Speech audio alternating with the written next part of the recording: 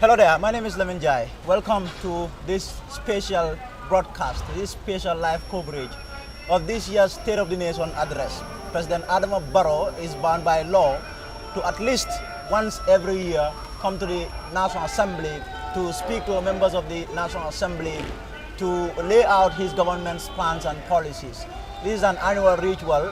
He's been doing this since he came to office in 2017. Every year he would come here once to speak to members of the parliament. So today he will be here to speak to them to fulfill that requirement.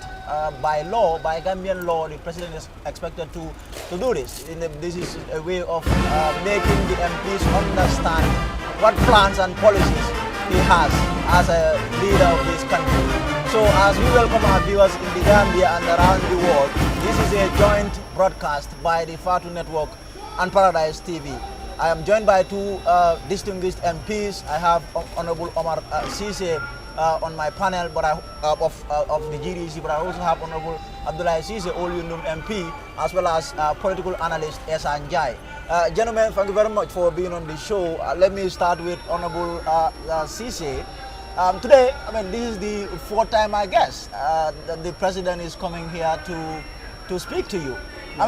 In terms of this event, how significant it is for not just you, but the entire country? Thank you so much, Lamin Jai. Just like as you said, this is a constitutional requirement for the president to come to the National Assembly on a yearly basis, at least once, to lay out plans of the government, so that the members of the National Assembly and the citizens as well to know exactly what the government plans to do within the year. So, this is what they have been doing since the President came into power in 2017. He has been coming here and telling us the plans of the government, the policies, and the national members of the parliament will analyze that and then also take out, their deliberations out of what the President said. It's significant, like you said. It's important. It's an important thing for the government, because without that, the parastatal working under the government, will be able to, give exactly what they have been doing within the year, so that the president will know exactly how the government is moving in the country as well. Yeah. Honorable Sise, two Cises. I see you all draped in your Gambian flag. A proud moment for you as an MP. Thank you. But why is SONA so important? Thank you very much, Mr. Njai. The event today is very important because here we are going to discuss state of affairs, what actually is affecting the Gambian people. I would say we are expecting three things from the president. That is why it's very important. One, the achievement registered from from the starting of the year and up to now. Secondly, we are expecting the problems that the country is encountering, and of course the solution to remedy those challenges. These are the three things that we are expecting from the president, and I believe it is not a message just for the National Assembly members, but it is a message for the Gambian people. That is why it is important today for every Gambian to listen, to know and understand the achievement registered by the president, and of course the problems we are encountering as a state, and the solutions that are put forward in order to remedy some of these challenges. These are the things that we are expecting. These are the things that we expect the government or the president to outline, and there is need for every Gambian to listen, because everyone will be affected in one way or the other. That is why the event is very paramount today. Now, Mr. Jai, these two come from different arms of government. You have the executive, the president, and then you have the parliament. These two arms interacting today as a political pundit. Why is this event important to the nation? Well, thank you very much. I think this event shows that democracy is at work.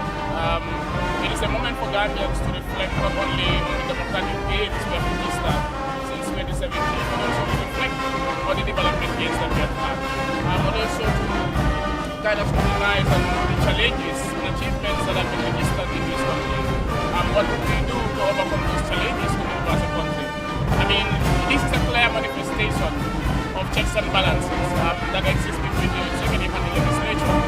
We all know that Parliament is the voice of the people. It is the representative of the people. This is where decisions are made. This is where laws are made. This is where people speak their mind through their representatives. As a result, it is important for the executive to come and speak to the people indirectly, that is through their representatives. It's a form of representative democracy to speak to the people, lay out their policies and programs, lay out the policies and programs that they have for the year, and also to tell us with honesty, the setbacks, the challenges that they have registered in the past, and some of the achievements that they have had, so that we prepare ahead of the year and make sure that those challenges are overcome for us to move as a country. Like I said, it is a manifestation of democratic accountability. This is about us holding our leaders to account. It is not enough for us to vote in leaders and just leave them like that, but it is important that we call them. That is why the president is sanctioned by the constitution to make sure that he appears before parliament at least once in every year to talk to the people, the Gambian people. This is not about the president talking to members of parliament. This is about the president talking to the Gambian people. That is why it is important for every Gambian to be aware of this moment, for every Gambian to take time and watch this event or listen to the president. What policies does he have? It is not enough for him to tell us that, oh, these are the achievements I've registered. I've done this, I've done this, I've done this on behalf of the Gambian people. It is not enough for him to tell us that these were the challenges that we have registered. But what we are interested more is for him to lay out policies and programs ahead of the year. What are there for Gambians to take as we move towards 2021 election especially? Now, Honorable Cisse, you are an opposition MP. Last year around this time, the president was here, spoke to you about how he's going to run the affairs of state, his programs. I mean, from that time, last year to now, in your view, has anything actually changed in terms of the conditions? That is a very important question, because in every statement given or in any policy and program put forward, we expect at the end of the day, you go by those policies and programs in order to register some achievement. This is a very important question, because that is the only way we can hold leaders accountable, whether the promises or the policies that are put forward are actually implemented or not. But to be honest with you, there is nothing much change in this country. That is why I always complain. It is not even very relevant for the president to address the nation at this very material moment of the year. Because we are talking about the policy and the program for this particular year, 2021. The best time would have been first month of the year for the president to come forward and lay down the policy and the program of the government. But this has always been the arrangement. That is what I'm saying. It depends. There is no specific period given for this. That is why it is important for you to start this or to deliver your statement at the first month of the year, so that people can scrutinize you, people can hold you accountable in between, to ensure that the implementation of the policies that you put forward are already in place. But now we have just 2-3 months to election. In between, the policies that you have already laid down since January 2021, you are still coming to tell us some of those things. I think it is not actually a good move, in the sense that the timing is very late. At the level of the National Assembly, are you doing anything to change that? That is what I'm saying. At the level of the National Assembly, the only thing that we can do is to ensure to notify, to help the government, or to come with a legislation that will enable the government or the president, whosoever the person might be, to come at least in every first month of the year, to give your specific statement, to give everything that has to do with that particular year, so that MPs, the public, can hold you accountable, including the media.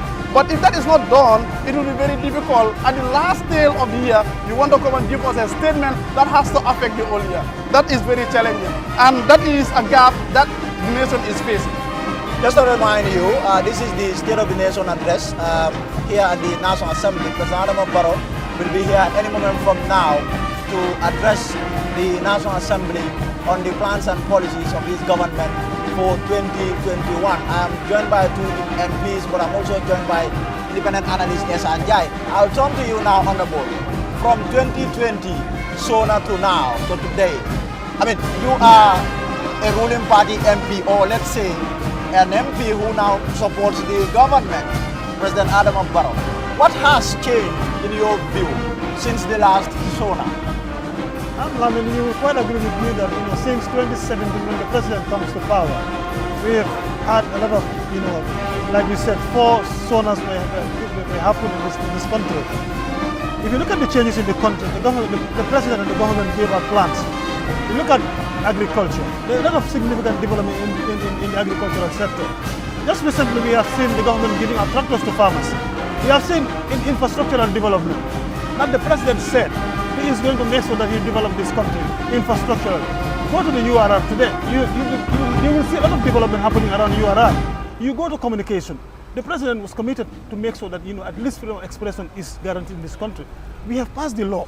Just recently, the ATI bill has been passed. He signed He assented to that. So I think those are developments that the president has been giving this to the Gambian people, and he has been acting on them, and he has definitely made sure that he stands by his words in terms of making those how do I call it, making those commitments for himself to accept what he wanted for the Gambian people. Do you think critics are being fair to him at all in terms of some of the negative reviews that they afford him? Not actually. What happened, like, they want to say all what they wanted to say, but I think the president is doing good in terms of, holding him accountable. What he said he's going to do this, he has been doing that. The freedom of expression bill was like something else. We had a lot of people talking about it, say the president will not assent to this. He assented to it. We have had that. National Assembly would not pass this bill. The bill has been passed. So I think these are moments for us to understand that Gambia is just transitioning. It's just 5 years in his presidency, and I think when we move forward, we'll be able to do more, inshallah. So, but this is what I find interesting. He is saying he has not done much. You are saying the president has done much. Oppositions are always like that. Yes, even if the president is doing, 110 times better, they will say he has not done good. I think that is not the case here in the Gambia. Are you just critiquing for critiquing? No, I am not just criticizing the president for the sake of criticizing him. These are realities that we are experiencing in this country. The president promised the Gambian people so many things in this country, including reforms. You talk of health sector reform, a change. You talk of infrastructural development. You talk of so many other development, including what reforms. What has changed in this? What have we achieved in this? We are still experiencing the same condition, the same road condition we are experiencing. The health sector, you talk of the infrastructure, you talk of the educational sector, you talk of so many other things that has to change in this country.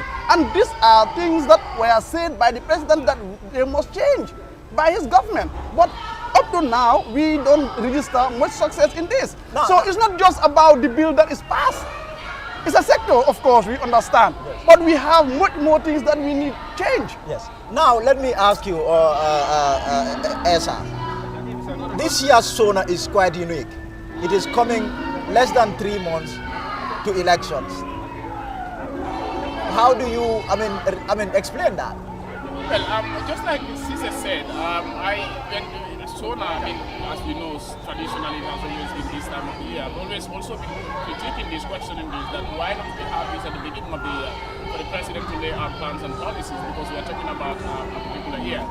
This could have been done earlier, but then it's a tradition that it's September and it's crucial. It's just a few months before the election. Probably some politicians within corners might think that, this is an opportunity to campaign for the president to campaign. Yes. It could be interpreted that way. Yes. But then, more importantly, as then both of them have been talking about, the issue of achievements here and there. I would also tend to look at it from the aspect of I want to focus on why the president in power. Under what platform did the president come to power? We all know that he came as a coalition candidate. And then he promised a series of reforms. The most important part of the coalition, agreement was to embark on reforms, constitutional and institutional reforms. Have we achieved much in this? The president came in 2017. He spoke and made commitment to ensure that there is reforms in this country. 2018, 2019, 2020, still promises, policies and programs have been made. So sorry to cut you in there. So just to let you know that the second most important person has just arrived, the vice president of the Gambia is here. Dr. Isatou Toure has just arrived. So any moment from now, President Adama Barrow will be here. There will be a guard of honor observed for the vice president there. She just arrived, the National Assembly. So you were saying something, Yeah. Regarding reforms, these are the most important part for me. Have we achieved much in terms of reforms? The constitutional reforms, we all know, it came to this parliament here, it died, and that was the brainchild of the Barrow government itself. That's a big failure on the side of the government. We have also seen... Honorable Caesar was part of it. Exactly. You were part of it. Of course, but I voted in for this constitution to be passed. The people who failed the constitution are here. They can get a hell. Why? Civil service reform, we have not seen much in that area. Yes. a lot of reforms that this government, because we all know that this government was supposed to be a transitional government that was to serve for 3 years, but unfortunately we are seeing the other side of it. But then, even with that, what we expect was to see embarking on infrastructural development should have been the priority of this government. The priority of this government should have been to ensure that the foundation is laid so that the next government coming will find it easier. But then it seems like we are going 5 years into Barrow's presidency. The foundations are not laid. If any government is to come, whether Barrow is to continue next time or another government is to come, you have to start from scratch. So for me, my assessment, so far, as far as the solar is concerned, there is a marked failure, a big failure on the side of this government. In ensuring that reforms are implemented. These are not political statements, but these are the facts. I mean, everybody is watching. We all know what has transpired in this country from 2017 to now. I think the president, rather than focusing on infrastructural developments that we talk about, these things are also their roads that we're talking about. I mean, not much I've been seeing. We just mentioned a few places. You go to Kiam, that was a promise. I mean, the road is still there. But the government should not have focused on that. Barrow's focus should have been on reform. The constitution, today we should have been talking about the new constitution. We should not have gone to 2021 election to the 1997 constitution. We should have been talking about having a new electoral law.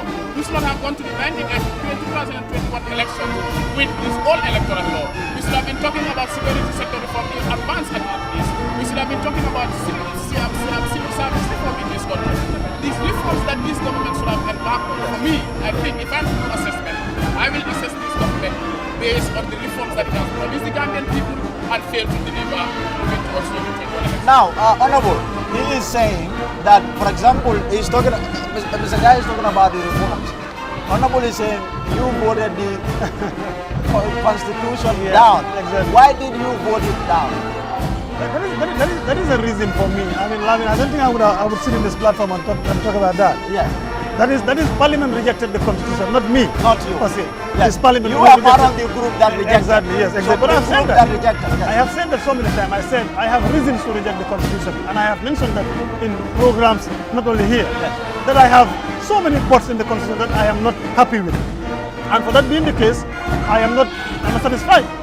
And that is my constitutional right. If I am not satisfied with something, if I can vote it, then I vote it. That is the law. But your people told you to reject it, right? Yes, I consulted my people, and then I have consensus with other people to say they are not happy with the draft constitution. These are the people I am representing. So in terms of elections, it's just around the corner. I mean, Mr. Jai is saying some people might interpret it as campaign. President might come here and try to campaign. What are you expecting in terms of what the president will say today? Actually, I wouldn't want to talk about politics for now. I know the president is coming to give us exactly what the government has for the people, or what they have done. Like Omar said, what they have done, what are the challenges, what are the policies that we are expecting from the government ahead of the year. This is what we expect the president to come and tell us. I mean, for politics, you can interpret it anyhow you want to interpret it. Just like Mr. Jai said, politicians will sit in their houses and say the president is campaigning in the National Assembly. But that is the fact. The president is coming with his plans as a president. This is what he is going to sell to the Gambian people. This is what we're going to hear from him. Anybody who is supporting the president will term it just like that. Anybody who is against the president will say the president is campaigning. That is everywhere in the world. But for me, I think the president is coming exactly what they have for us as Gambians. This is what the government is coming to. And in terms of, let me ask you this. In terms of how you go about scrutinizing the president's speech, the president will come, speak, and then leave. And then the following week, you people start discussing it, debating what the president said. I mean, how do you go about that? People say you do not do enough work in terms of, at the level of the MPs, they don't do much. They don't even, some of you don't even understand what the president says. And then you will just come and take to the floor and then start saying whatever you like. Lamin, here will be a document that the president will read in totality. Secondly, every individual National Assembly member will be given this very document to read at least 2 or 3 days or 4 days before we start debating on this very document. I have the belief that even whereas an individual is unable to read everything that is embedded in that document, there must be areas of concern that the individual might be interested to read and deliver in this National Assembly. So obviously, National Assembly members, this is something, you cannot deal with the document entirely. But we are many in this National Assembly, and we have committees in this National Assembly. We can even assign committees, because every sector that has to be dealt with, there is a committee allocated for it. so they can better scrutinize that very sector and give their report on that very component. So saying the National Assembly members will not do justice to this document, I think that is just a mere say. But what is important here is we are going to read the document, we are going to scrutinize this document, and not just that, but we are going to ensure that the president implement some of the policies and the programs that are put forward in that document. So the most important part here is we have 2 months to election or 3 months to election. Yes, it could be politics in other way around. Do you know why? Because there must be big promises that will be given as policies and programs in that very document that cannot be in any way implemented in between 2-3 months. That is not possible. So the Gambian people might have the perception that these are some of the things that the government is willing to do. But how possible it is? Something that you cannot do for almost 2-3 years, you want us to believe you that you can do this in between 2 months. That is not possible. So everything has to do with politics. So all this infrastructural development that they are talking about, the president was never elected to embark on such journey. But the president was elected, as he said, to embark on reform agendas. And let the Honorable tell us, he is the one supporting the president. He knows better what is there for them. But you know, when you say that, sometimes I don't understand. When you say the president was strictly elected to embark on reforms, yes, and you have people are wallowing in poverty, people need to eat, and you are telling me the president should not do anything about that. In anything people don't have good roads, they don't have good hospitals, and you are telling me the president should not do anything about that. I am not saying that's what you are saying. No, I am not saying those things are not important. Yes. But we must go back to history. The reason why the president was elected. Does the president achieve some of these reasons why he was elected? No. Let him tell us. Tell us if you know. It was basically on reform agenda. I am not saying infrastructural development are not important. I'm not saying that. I'm not saying people don't need infrastructural development, road, hospital, and so on. I am not saying that. But what I am saying is the president was strictly elected to set the foundation. Strictly elected to set the foundation. I disagree. This was an agreement by the coalition members. I disagree. This was an agreement. Did you see that in the coalition agreement that he was to strictly stick to reforms? Yes. I wouldn't say he was strictly elected for that. Yes. Like you said, I mean, infrastructural development, addressing the health problems of this country, addressing the food problems of this country, for instance. I mean, these are important and must be done, obviously. But then, looking at the coalition, when Barrow was coming to power, like I said, he was to be a transitional president.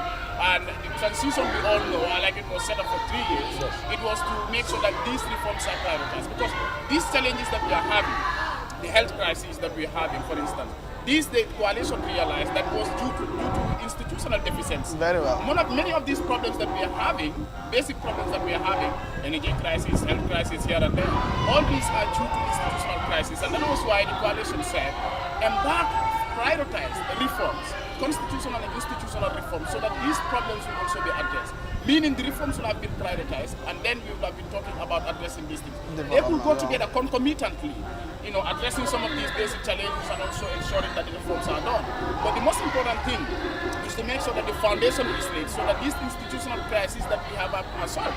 Look at the crisis that is happening at the Ministry of Health, between the nurses and the ministry. I mean, all these are due to institutional deficiencies that have not been addressed. So if you tell me that, okay, you want to prioritize, in fact, now let's forget about the reforms. You want to prioritize addressing the health problems, addressing the other issues that people are having. Go to our hospitals today. Do we even have drugs there? Go to our hospitals, our women are dying. So you want to tell me that the reforms are not important? Okay, let's embark on addressing these crises. Infrastructural development, the roads are not fixed here.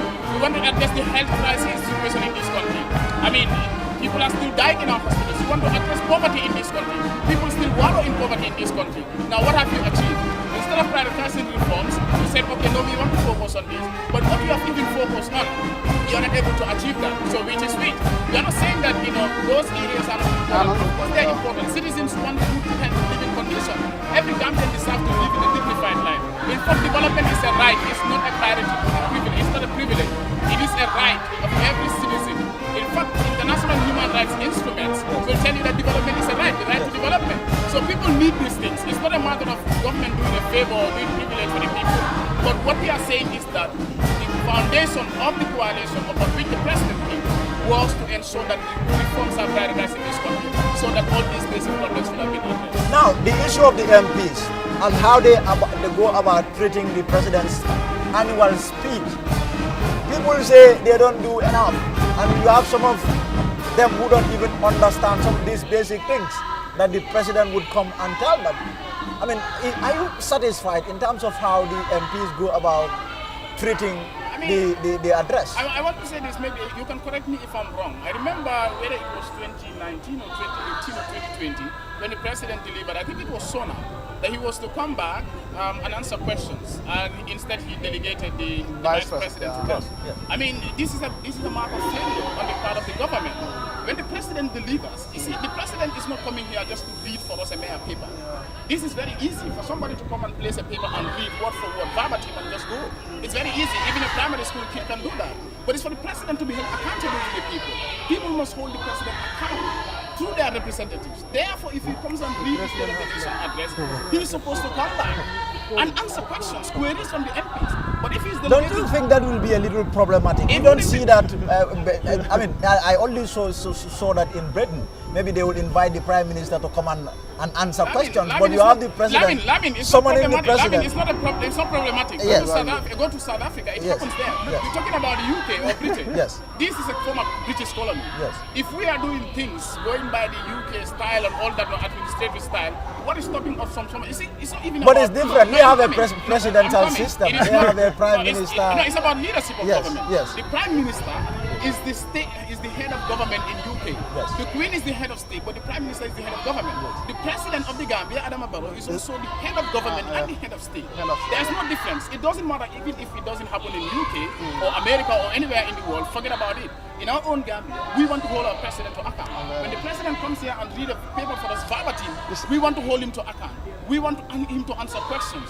In as much as he came to this parliament, he has the audacity to come to this parliament as the president, taking responsibility to deliver SONA, he must also take responsibility to answer queries from MPs. Very well. And I urge the MPs, I urge the parliamentarians to make sure that they go through the president's page. In fact, it's for every Gambian to go through this page.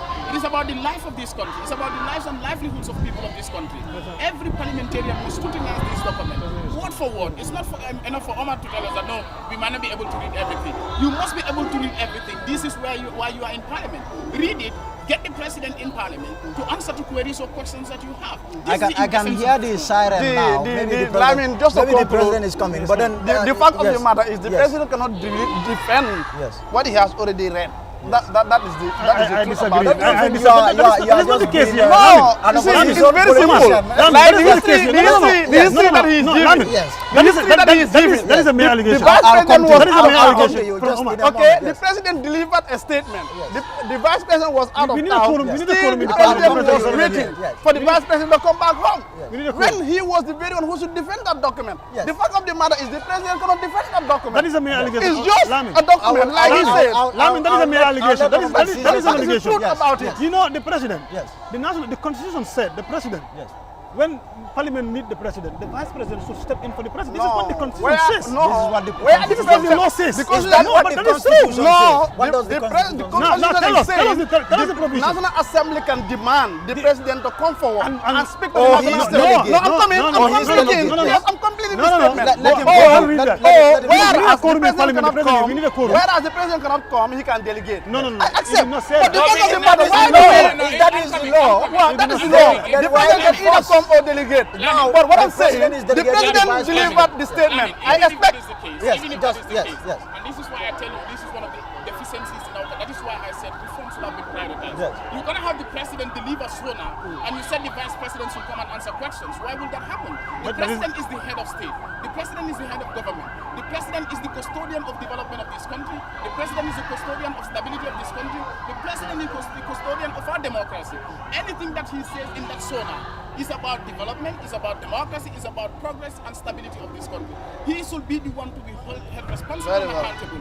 That is why I said it's a problem. That is why I said there is a Now, deficiency but our in a constitution, highly and this polarized, should in be a highly addressed. polarized country, don't you think there is this risk of There is no excuse. dishonoring There is the no high excuse. office of president? There is Because no look, excuse. look, people can criticize for just criticize That sake. is No, that is not the essence. necessarily. You see, Yes. we must critique I mean, the actions and inactions If the of president should appear before Honorable Caesar, for example, Honorable Caesar might try to I mean, make it look as if this is opposition versus It's up government. to the president to defend that. Yes. But Lamin. Lamin, let me tell you one thing. Yes. The president is So the president is here now. Yeah, we will The have president is entering the parliament precincts now.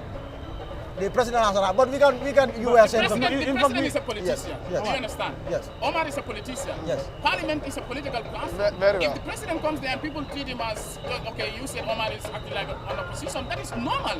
The president, if he doesn't wonder, why will he run for presidency? Exactly. Why will he run for the political Now, office? allow Honorable Caesar to.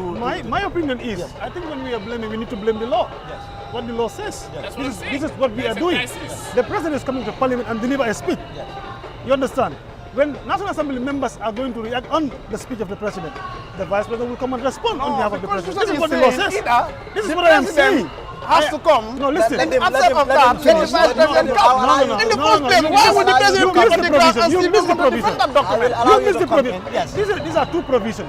So that is the National Assembly president can there. call the president, but when you call the president, Sorry to cut the you. president will send the vice Sorry to president cut to you. come. Those are the live pictures that is there. what the President law Barrow greeting the Speaker of the Parliament there. But we have to be in parliament for the We quorum. have some of the Let's go.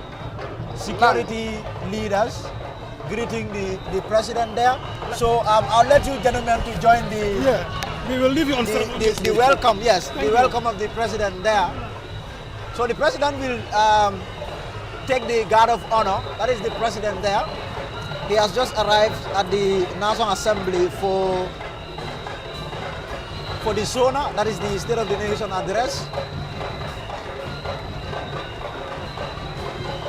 That is the State of the Nation. That is the president there.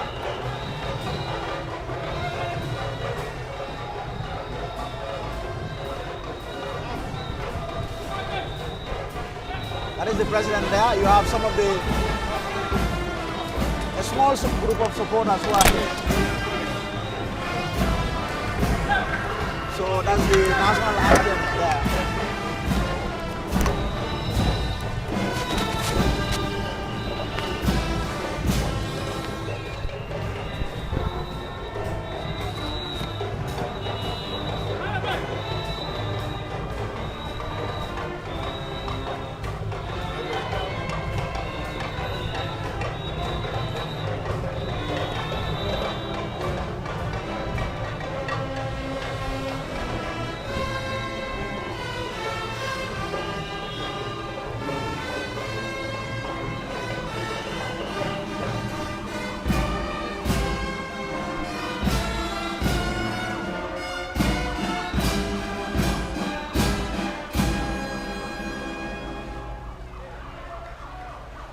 That is the national anthem there. The president taking the guard of honor there, being afforded him by the security service members.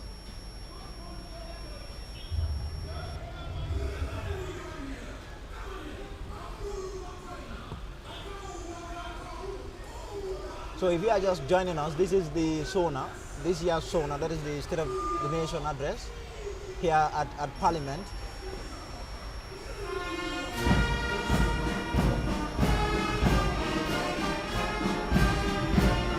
So now the president is now going to inspect the parade.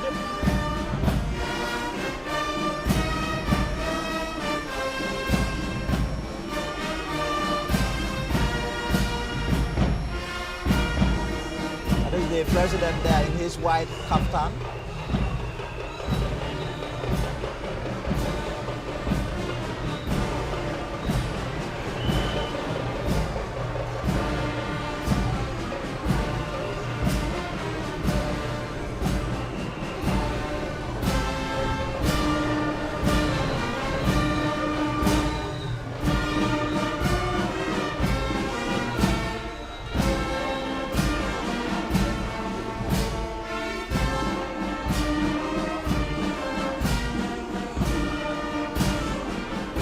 So as soon as the president's procession enters the chambers, you'll have the program start proper. Of course, this is not going to be a very long event. As soon as the president enters the chambers, he will deliver his address, his speech, and then the speaker will adjourn the assembly. So it's going to be a very brief event. So I'm now joined on the panel by Pam Scully of Paradise TV. Well, this is a joint coverage by the Party Network and Paradise TV here at the National Assembly. That is the president waving at supporters there. Ma'am, thank you very much for joining me. Now let's talk about what people are saying. I mean, you are a journalist, I'm sure. I mean, you've been, listening or checking how people are reacting to today's event. Can you take us through that? Yes, the general reaction of people is what exactly have been achieved since the last SONA. I mean, so many promises and of course so many agendas, so many ideas as to moving forward, what would be done. And people are still questioning how much of those promises or how many of those things being said by the president here have in fact been tackled when it comes to problems that we are facing, when it comes to the development of the country, when it comes to the healthcare. We know these are things that is always on his lips saying. Of course, infrastructural development, but how many of those things have people exactly seen? Anything visible that, okay, we are progressing in aspect X, Y, or Z. So the question that is on everybody's lips is, how much exactly is being achieved since the last SONA that the president, of course, held here in the National Assembly? Have people also been putting out what they expect the president to say today? Of course. When it comes to some of the things that we are expecting, of course, to give us achievements. Like I said, people are still questioning what have been achieved. How much has our healthcare developed since the last SONA? What have we achieved in terms of infrastructure? So a lot of people are expecting the president will come and of course give us a brief summary of some of the things that he achieved, achieved as a head of state, and of course some of the new developments he has for us on the pipeline. Now, Mr. Jai, let me come to you now. The president has just arrived. We will have this. I can see some of these supporters really excited and are all here to wish him well on this event. Well, I wish him well. His supporters are here to wish him well on this event. Okay, I thought you said whether I wish him well. Yeah, the supporters are wishing him well, but I don't know whether supporters of a political party, because for me this is not a political party event, this is a government event. A national event. He's not appearing here as the leader of the political party, but as the president of the republic to lay out his policies and programs. Yeah. But what I'm more interested in is to hear policies and programs that will specifically address some of the pressing issues that this country is facing. When it comes to reforms, as I said earlier on, it seems that what is going on busted. We cannot achieve much in that as far as this year is concerned. But probably trying to address some of the challenges that we are facing, especially in the area of health and in the area of energy in this country. We have an energy crisis in this country, an active energy crisis in this country. And I think that itself is discouraging foreign direct investment. We had a debate yesterday, one of the debaters, presidential candidates, was talking about foreign direct investment. But you're going to have foreign direct investment with impact without having a stable energy supply. And the Gambia is still having a problem. I don't know what plans the president has. One of the debaters said it there, and it's right. It's not only about changing the leadership of Naware, you understand? It has to do with restructuring, not only restructuring, but also reforming. How do we generate energy in this country? I think if the president can really try to lay out specific tangible policies in this area, this will really help, because a stable energy supply is not only good for foreign direct investment, but it's also good for economic growth. So another area that I'm interested in is the active health situation in this country. Our health condition in this country, situation in this country is just terrible. What specific policy we have just had? The nurses are on strike. What plans does the president have in addressing those challenges, especially when it comes to the availability of drugs, reducing the number of deaths that we have, the women that die in our hospitals, and also those that die from, preventable health diseases or health situations in this country. That is something I'm interested in hear from the president. But also in the area of economy, I'm interested to know what plans does the president have in boosting the economy. COVID-19 has had great impact on our economy. What policies go to, because governments, this is a global pandemic. It has serious economic, impact on countries. What does the president have? The government policies and programs related to addressing, the economic challenges of this country in post-COVID-19 situation. Some are saying COVID-19 is here to stay, but at least we'll have a post-COVID period where at least, the cases will reduce and then people can go about with their normal business. This has affected employment opportunities in this country. It has seriously affected growth. I think the president himself admitted.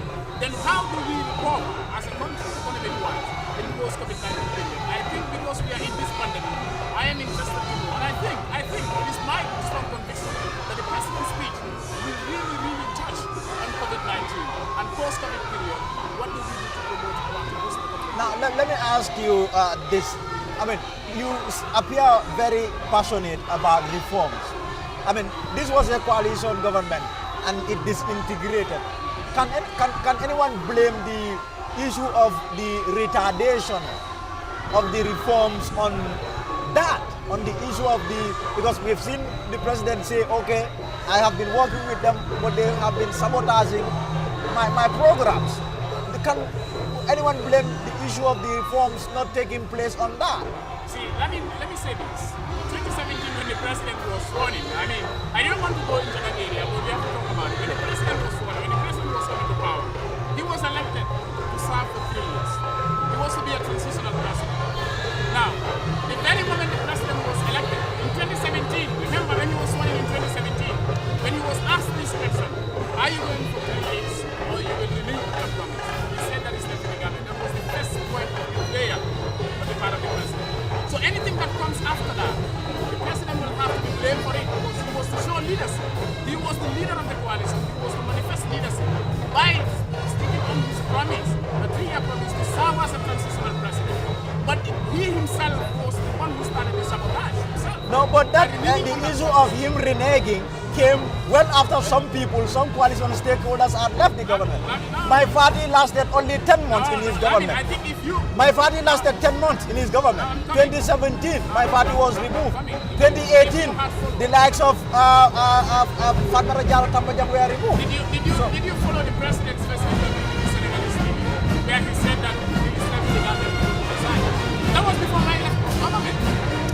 Yeah, that was well after, I guess. If I'm not mistaken. What I'm saying is... That was well after. Aside from that, whether he people were removed, aside from that, what we have seen was that, I'm not only blaming the president personally. And it's why for me, the failure of the coalition, I am it's the entire coalition leadership. It's not only the president. I'm not saying the president is not responsible.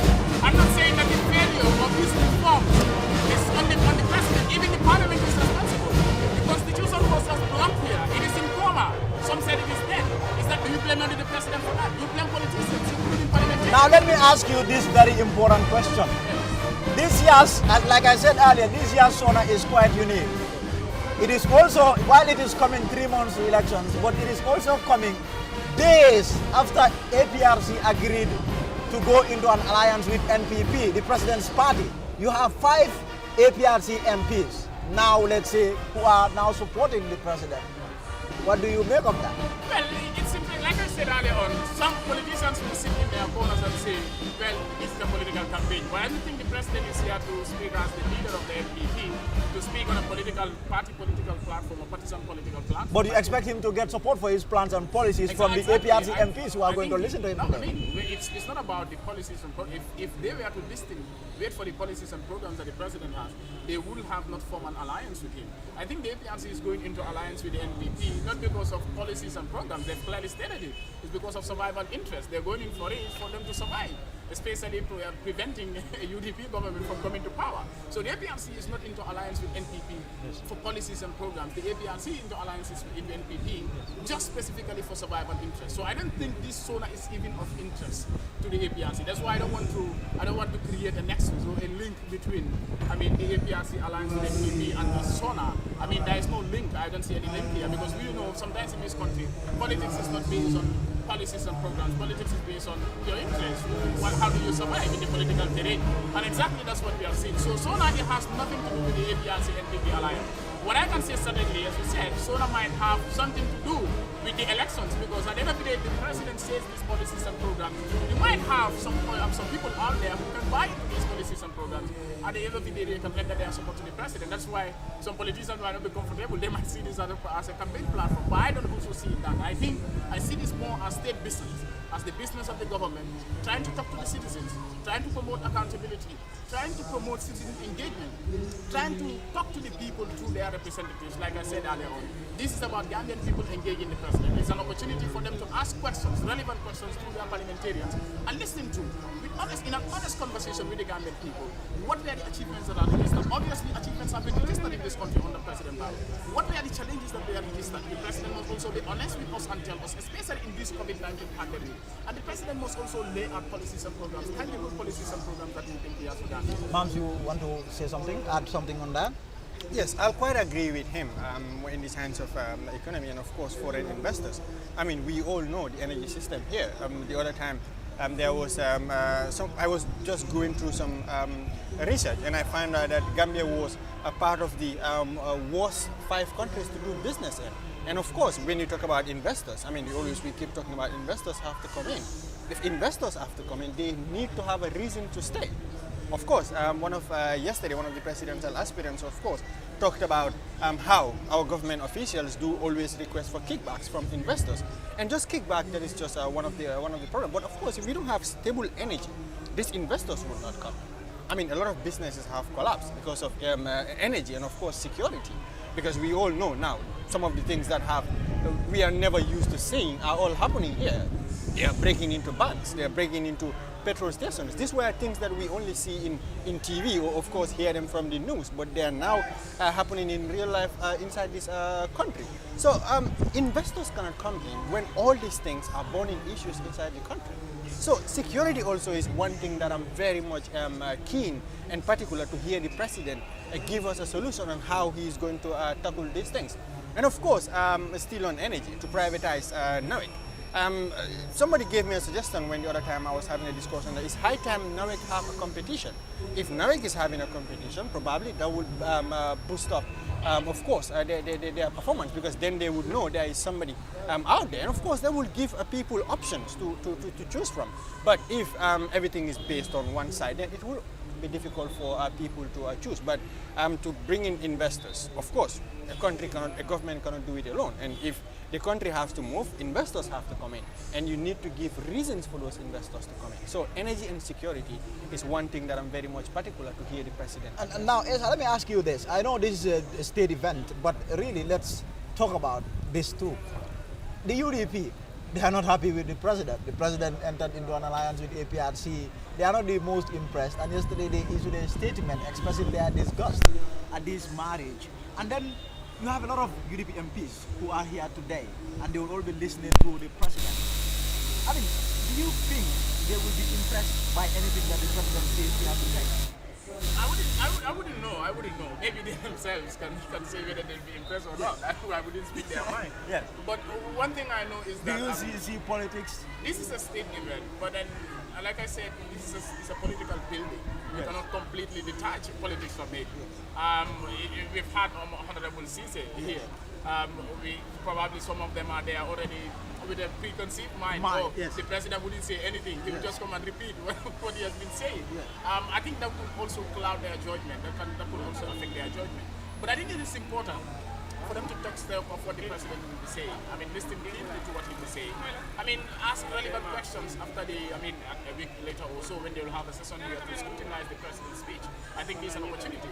Obviously, on the political side of it, the UDP wouldn't be happy with, about the marriage between NPP and APRC. Politics, like we always say, there's no permanent friend, no permanent enemy. What we have is permanent interest. APRC going into bed with NPP, or relationship with NPP specifically is to, like I said, the survival interest. And obviously, if UDP had that opportunity to go into alliance with another party that people consider morally wrong, they might also go in for it, because we have seen also they've also accepted some people who were part of the APRC.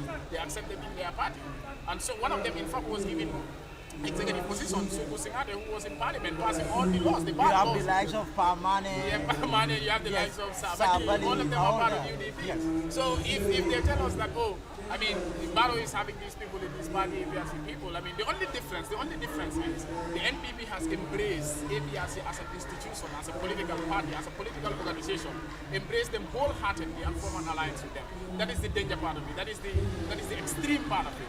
But in terms of embracing individual members, they have no problem with that, because if they have problem with that, they will also face questions of why did you accept these people in your party. So it is very smart. It is very smart on their side and very smart on even ordinary citizens who will say, well, APRC individual supporters could join the NPP, but you cannot embrace APRC as a political organization.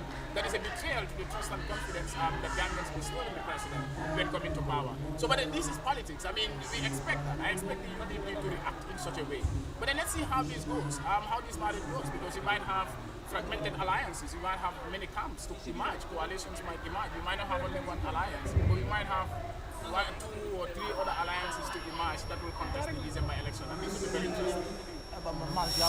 Yeah, when it comes to The alliances, UDP MPs and their role here today.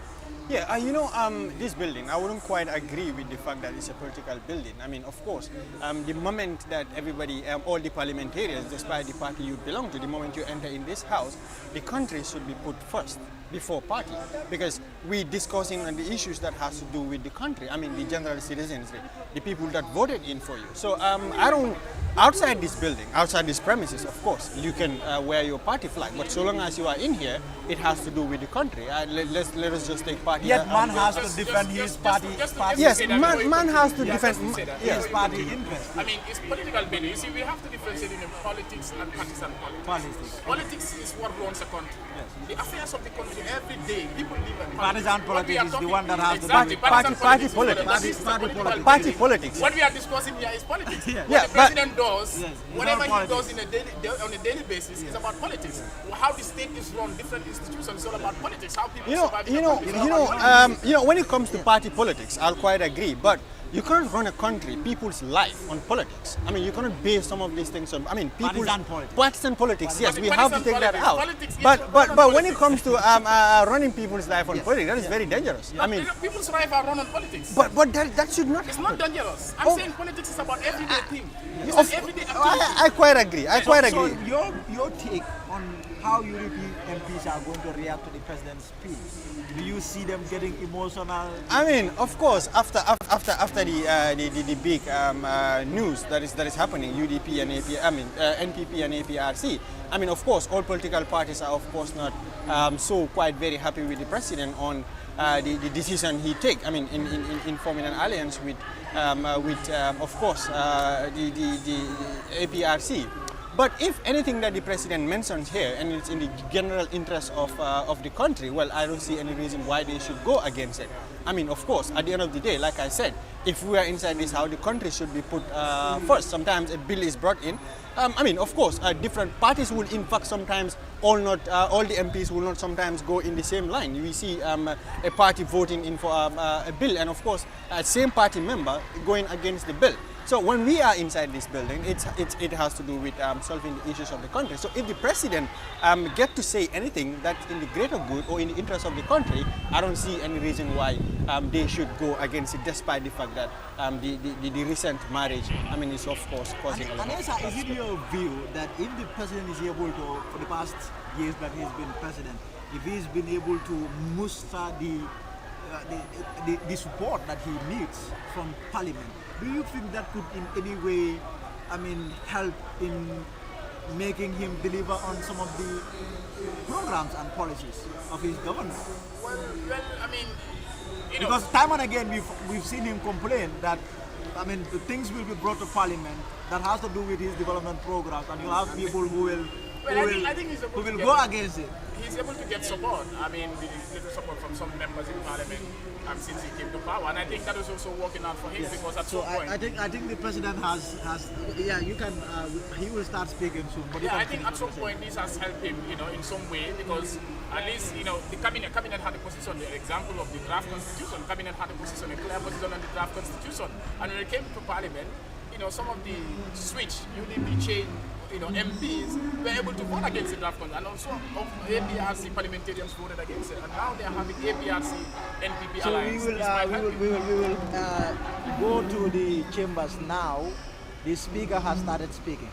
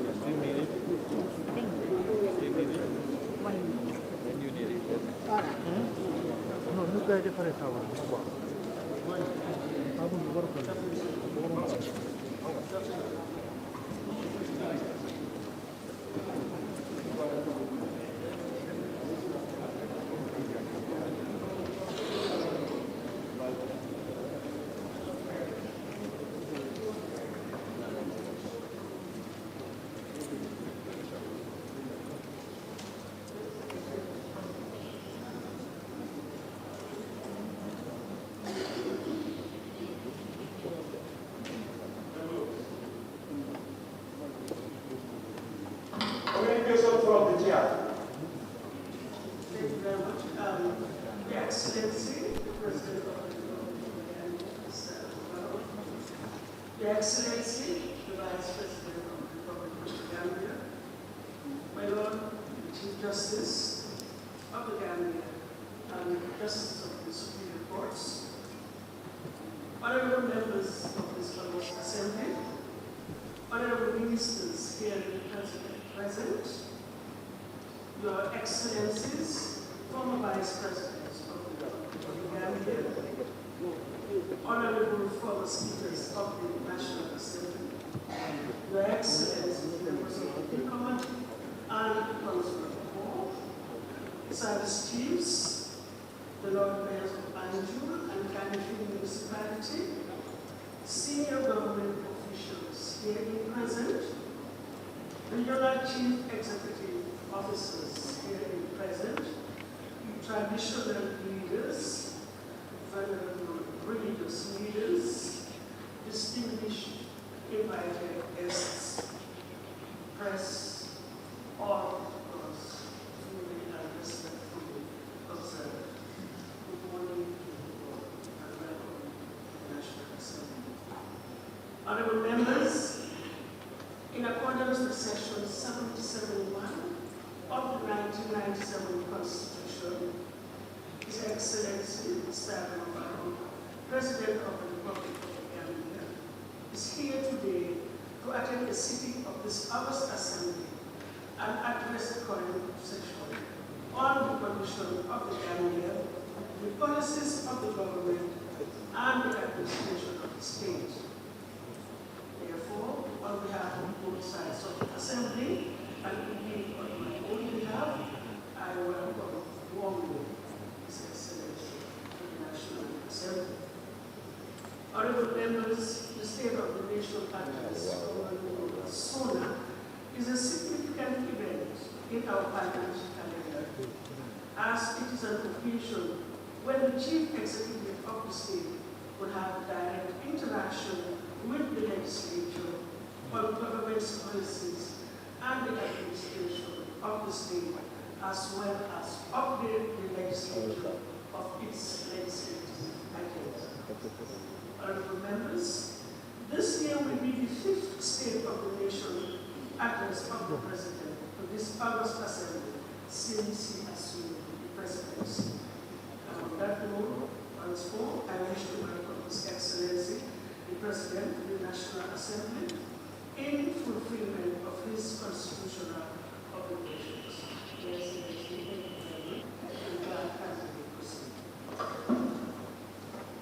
Motion. State of the Nation addressed by His Excellency the President of the Republic of the Gambia.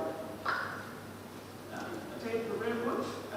It is my singular honor and pleasure to invite His Excellency, President Adama Barrow, to deliver his address to the National Assembly. Thank you, sir.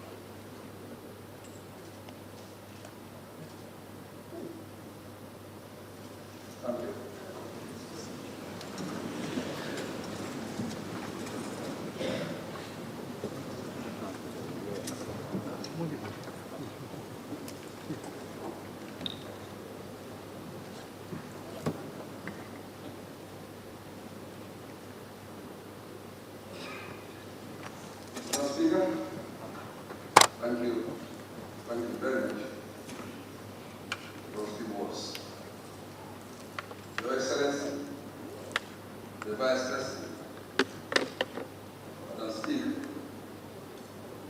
my Lord, the Chief Justice, Secretary General and Head of the Civil Service, Honorable Cabinet members, Honorable members of the National Assembly, Lord Mayor Banyu, Honorable religious leaders, service chiefs, senior government officials, members of the Diplomatic and Consular Corps, members of the media, fellow Gambians, ladies and gentlemen, I am most thankful to the Almighty God for the unique privilege and honor of addressing the legislative arm of the Republic of Uganda on the performance of my administration. While it is a constitutional requirement for me as head of state to perform this function officially, I do so once again with commitment and conviction to the universal ideals of democracy, good governance, and the rule of law as contained in the Constitution of the country. Today, my address focuses mainly on the critical issues and concerns requiring sustained attention for the development of our dear motherland. However, the significant impact of the pandemic on the government's performance will also feature in my deliberation. On other matters of national interest, the teams are informed by the current national discourse, influenced principally by the people's concerns and development aspirations. The address highlights the need to harness the insightful lessons learned so far, consolidation and planning. The key issues embrace policy program and project intervention, legislative matters affecting this focus body, and the needs and expectations of the people. More specifically, they border on critical priorities of our national agenda. The significant accomplishments realized during the 2020-2021 legislative year, and the bottlenecks constraining the attainment of the development goals and objectives specified in our National Development Plan 2018-2021.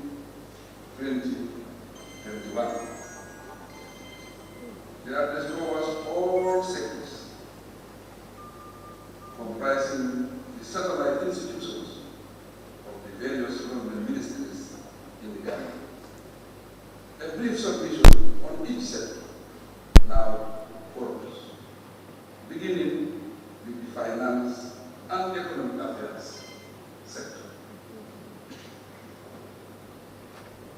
finance, and economic affairs. Madam Speaker, economic growth in the Gambia has been impressive since 2017. The real GDP averaging 6% up to 2019.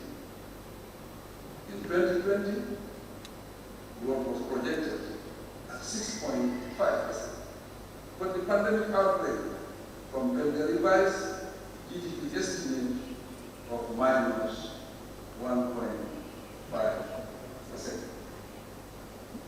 Despite economic challenges, domestic resource mobilization in 2020 amounted to an incredible performance of $13.4 billion.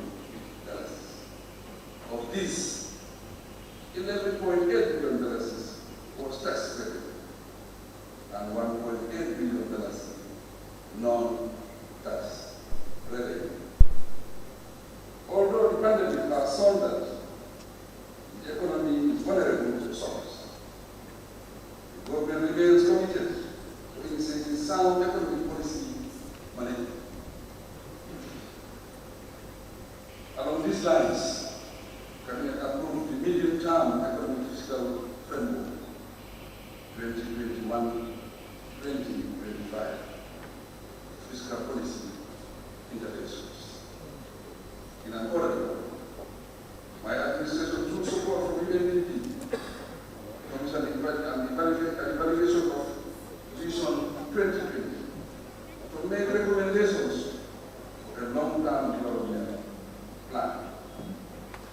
Assessment will guide future development strategies. Madam Speaker, we have engaged most of our external creditors for debt deferral for at least 5 years. Most of them have granted for principal repayment deferral, which is estimated to yield $4.8 billion from 2020 to 2024. The savings made will be invested in the to create growth. The government also engaged the G20 Debt Service Suspension Initiative, DSSI, and secure relief from ECOWAS Bank for investment and development. Saudi Fund for Development, Kuwaiti Fund for Arab Economic Development, and the People's Republic of China. The DSSI provided relief of $287.24 million in debt service payments for the 2020 fiscal year. Turning to debt management policy and medium-term debt strategy 2020-2024 has been designed for an appropriate medium-term financing plan anchored on cost and risk management. Generally, revenue collection failure due to the COVID-19 outbreak, however, grants increased in the economy.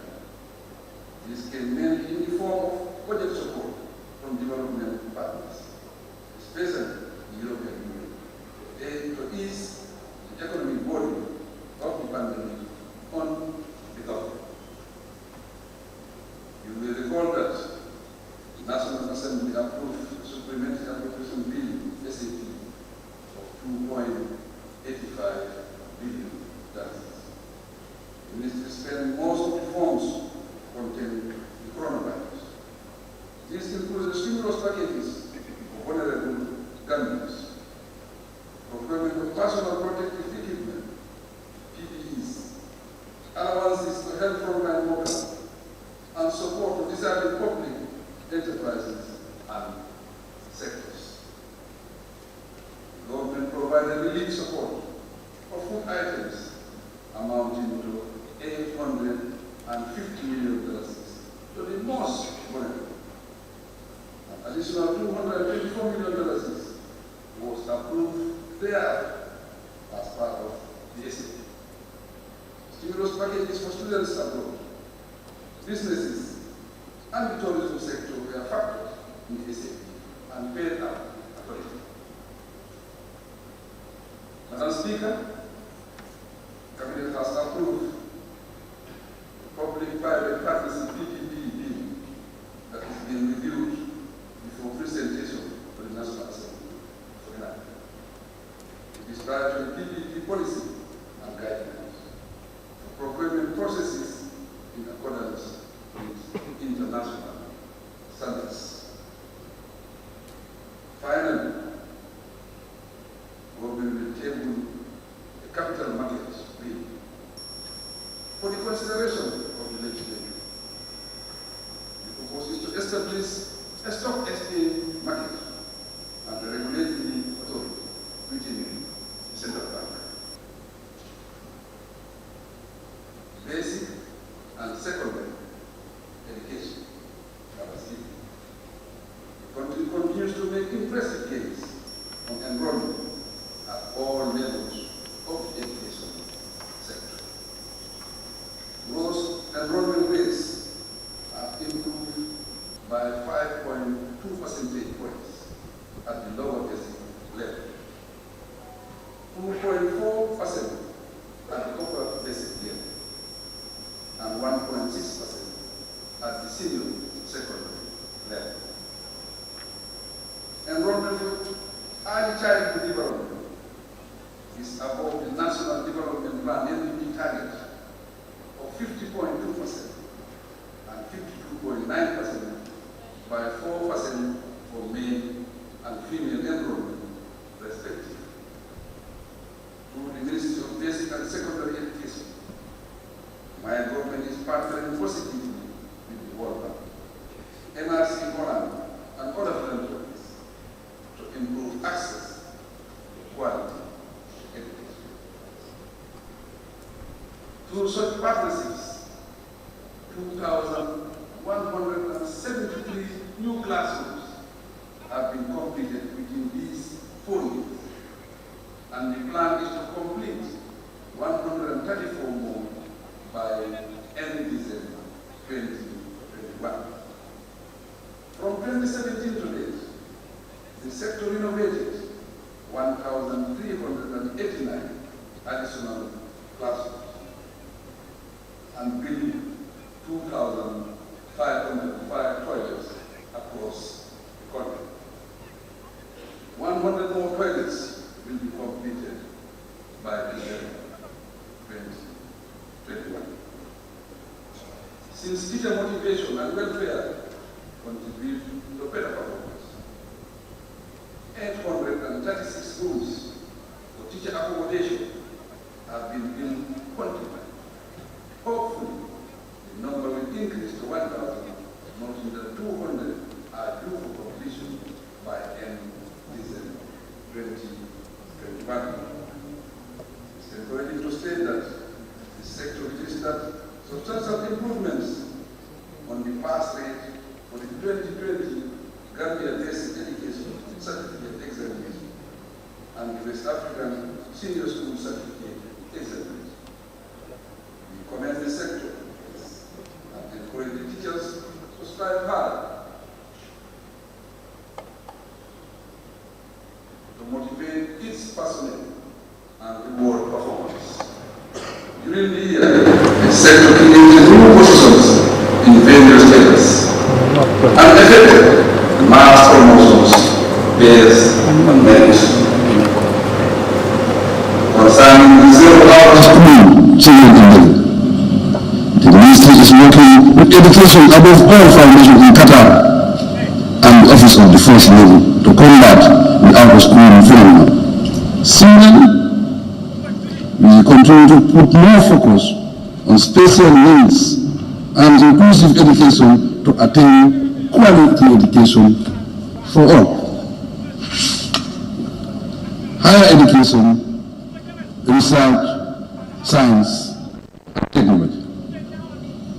Madam Speaker, the Ministry of Higher Education, Research, Science and Technology is pursuing its transformation agenda with vigor. In this regard, the transformation of the Gambia Technical Training Institute, GTI, into a University of Applied Science and Technology, USET, the upgrading of the Management Development Institute, MDI, into a degree awarding institute, and the integration of Gambia College into the University of the Gambia, UTG, are in progress. In fact, the administrative process has started for the construction works of the new USET structures. Overall, access to higher education for Gambians is increasing rapidly. Currently, there are 1,414 students on scholarship at the University of the Gambia, UTG. We support 6 million students in various tertiary education institutions, and 734 Gambians students are on scholarship abroad. Madam Speaker, the UTG graduated of doctoral students, public administration, technical assistance program. It has enrolled 2 more courses of postgraduate students, one of which is a doctoral degree program in law. I am delighted to report the expected completion of the first 2 lots of the UTG Fababata campus project this year, 2020. However, the sector is working to mobilize the $22 million US funding gap for the remaining construction works. We hope that the West Coast region will begin operations next academic year to train our youth and equip them with relevant livelihood skills.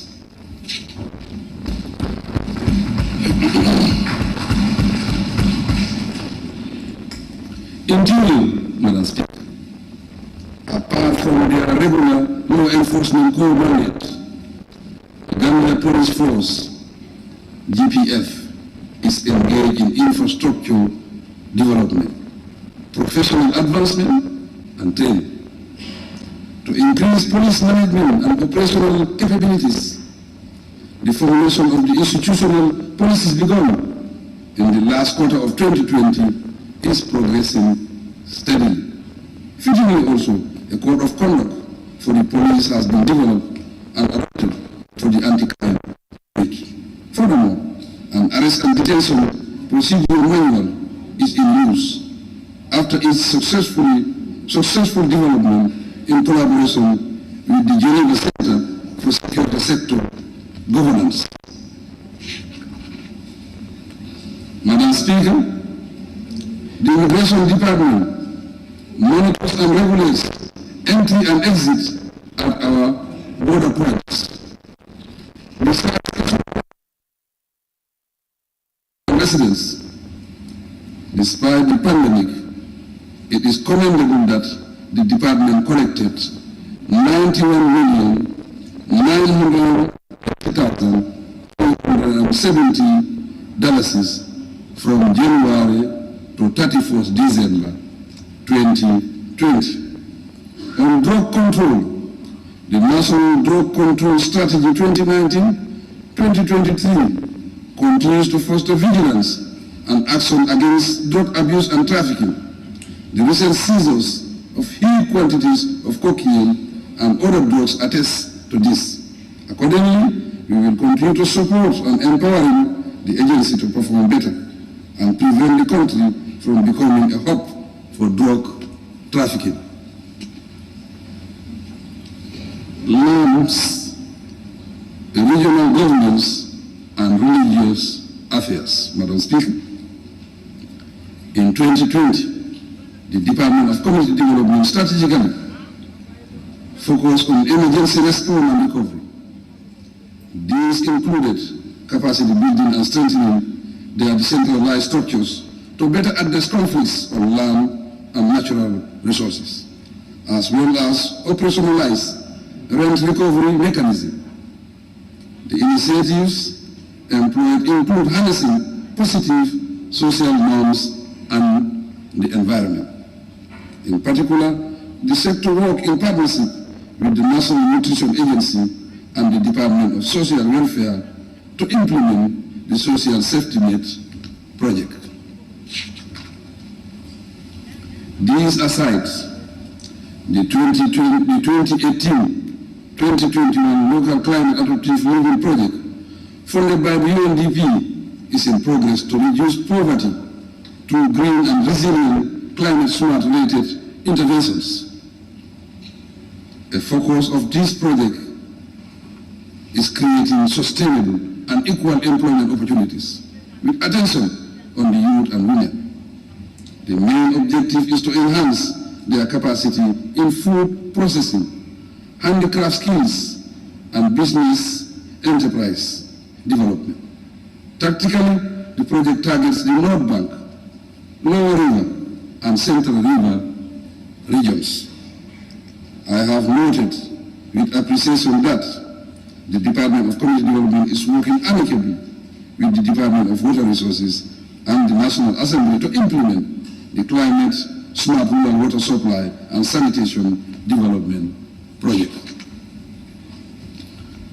Honorable members, land rent collection from hoteliers and other industries dropped due to the COVID-19 lockdown and travel restrictions. Regretfully, therefore, the 2020 revenue performance for this sector stood at $32,913,776. A similar trend is unfolding this year. The impact of COVID-19 was so severe on the regional council that central government had to intervene by providing a salary package for them.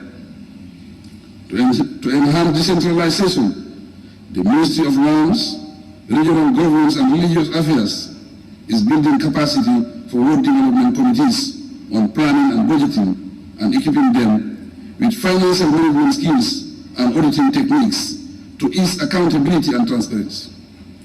This links neatly with the decision of rolling out the IFMIS to area council in order to increase efficiency and effectiveness in physical discipline and transparency.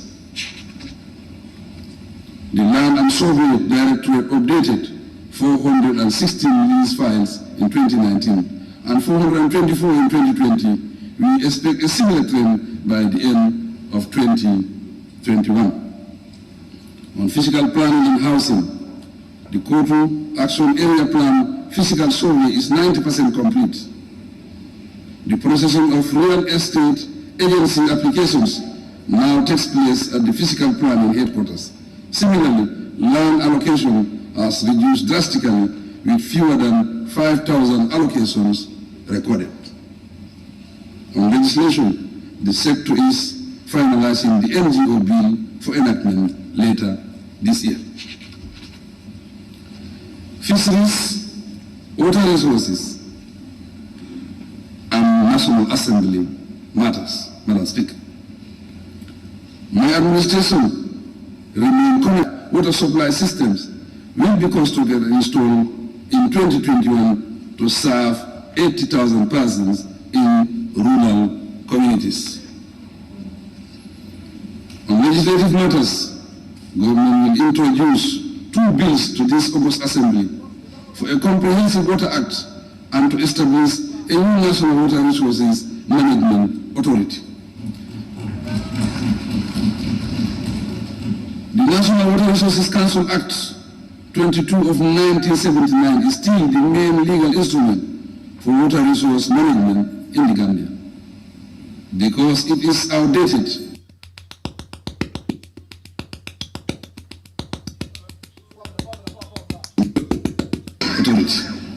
Madam Speaker, the fisheries sector is crucial in diversifying the economy. Thus, it is reviewing its policy and regulatory frameworks to effect sustainable reforms. In the meantime, rehabilitation of the fish ponds in the Jahari layout in Sapu has a production capacity of 10,000 tons of quality fish to mitigate the fish supply deficit in the country. The fish ponds will enhance food and nutritional security in rural communities. Trade, industry, regional integration and employment, Madam Speaker. Despite the constraint posed by the pandemic, the Ministry of Trade, Industry, Regional Integration and Employment registered significant progress on its priority programs. Key among them is the development of a new medium-term plan 2021 to 2025. The Ministry also reviewed and updated the 2007 Labour Act to align it with ILO standards and international best practices. It will submit the bill to the National Assembly for consideration. To strengthen labour administration, the sector equally revised and updated the Injuries Compensation and Factories Act and will submit it to this Assembly. Madam Speaker, distinguished ladies and gentlemen, to implement the revised Labour Acts, the Ministry of Trade has established an Employment Service Center at the Department of Labour. This is to facilitate linkages between job seekers and employers. The new 5 years sector strategy plan will help to make the center effective. To promote exports and investment, the Ministry, through GAIPA, successfully developed a new national export strategy 2021-2025. The strategy outlines key priority areas such as agribusiness, fashion, tourism, and fisheries for the Gambia to realize its export development aspirations. In addition, the sector through GAIPA issued 18 special investment certificates, SICs, in 2020.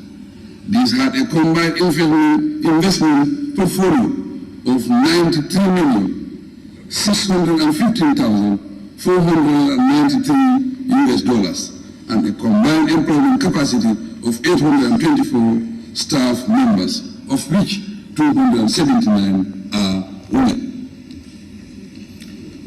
Under the Sea Trades project reported last year, 12 sea trades companies benefited from mini grants, receiving combined support of $2.7 million.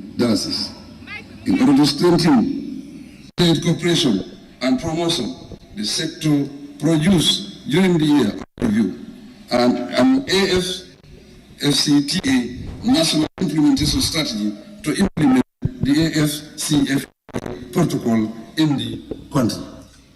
They also formulated a national regional integration policy and strategy 2020-2025. The two documents focus more primarily on production and business expansion for Gambian enterprises. Information and communication technology.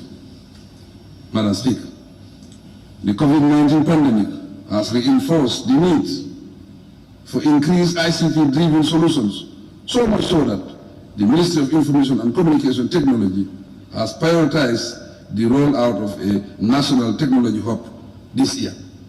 To strengthen cybersecurity and protect the Gambia's cyberspace, Ministry of Information took the initiative to formulate the cyber crime and data protection and privacy bills. The Ministry will table both before this August Assembly once they are finalized. We are enough to equip the Gambia with the requisite laws to fight cybercrime-related offenses.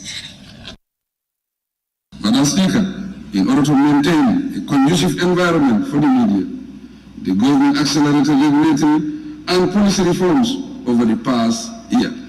I am glad that the Access to Information Bill 2019 has now been enacted into law. We also look forward to the enactment of the ICT Act Amendment Bill 2020 by this August Assembly. In addition, in 2019, the government tabled the Criminal Code Amendment Bill before this August body. The objective is to repeal all the draconian media laws that my government inherited. Madam Speaker, it is delightful to announce that the combined effort to enhance the work of the media and respect media freedoms have earned the Gambia a continuous favorable rating during these 4 years.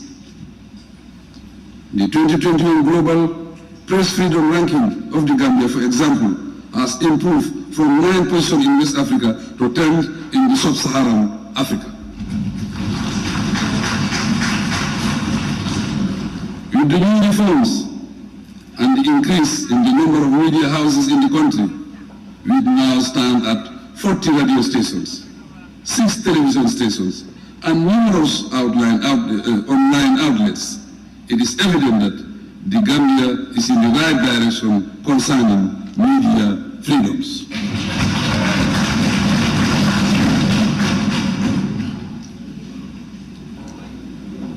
Petroleum and energy.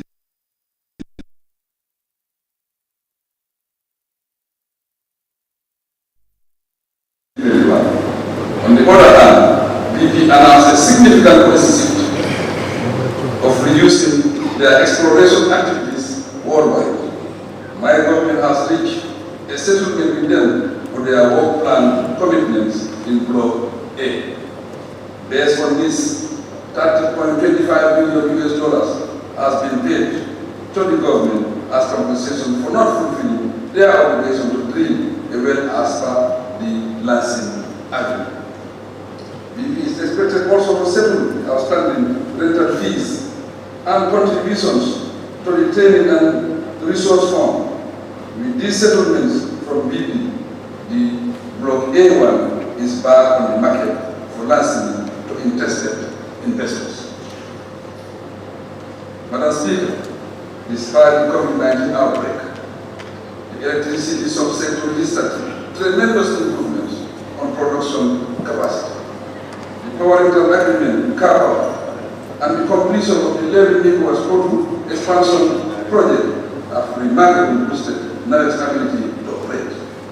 Thus, they are now able to meet the peak load demand in the Greater Banjul area. Through NAREC, my government has secured a concessional loan of $22.5 million from the Indian line of credit for the electricity expansion and rehabilitation project in the Greater Banjul area. Meanwhile, the electricity expansion project was completed and inaugurated in November 2020 in Queenan. It provides electricity to over 80 communities in Kiang and the Greater Banjul area earlier in February 2021. The 20 megawatts IDB funded project was inaugurated in Brikama. Up country, the entire North Bank region and part of the Lower River region now enjoy stable electricity supply. Also, as part of the final phase of the rural electricity expansion project, NAREC has finally linked the Bansan and Basse subsystems. The recent commissioning of a new 2.7 megawatts engine has centralized supplies in Basse. The capacity that the region now stands above 5 megawatts. To add to the list, under the World Bank supported electricity access project, equally 171 communities will be connected to the network. In the same vein, under the African Development Bank supported project, about 59 rural and peri-urban communities will have access to electricity. In a bid to address the challenges in this sector, NAREC successfully utilized funds acquired from the Indian line of credit to increase water production and replace 144 kilometers of asbestos pipes throughout the country. Madam Speaker, in May 2021, I laid the foundation stone to upgrade the Brikama-Kotu transmission line from 33 kVA to 225 kVA through the World Bank funded Gambia Electricity Restoration and Modernization Project. Additional financing of $43 million from the GRMP project is in hand, and a massive data collection exercise is underway with the Gambia Bureau of Statistics for various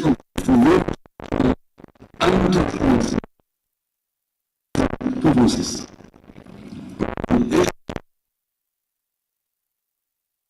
sites in URL for off-grid connectivity.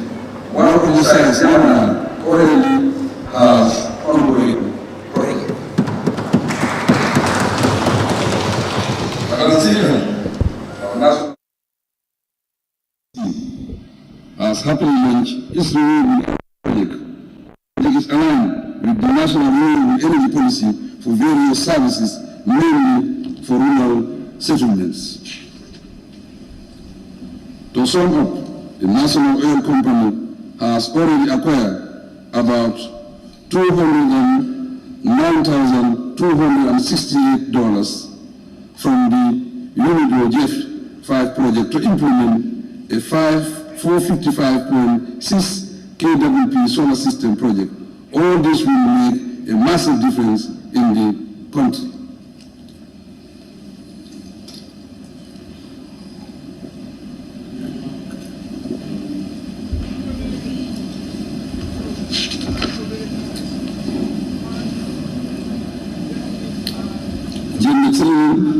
And social welfare, Madam Speaker.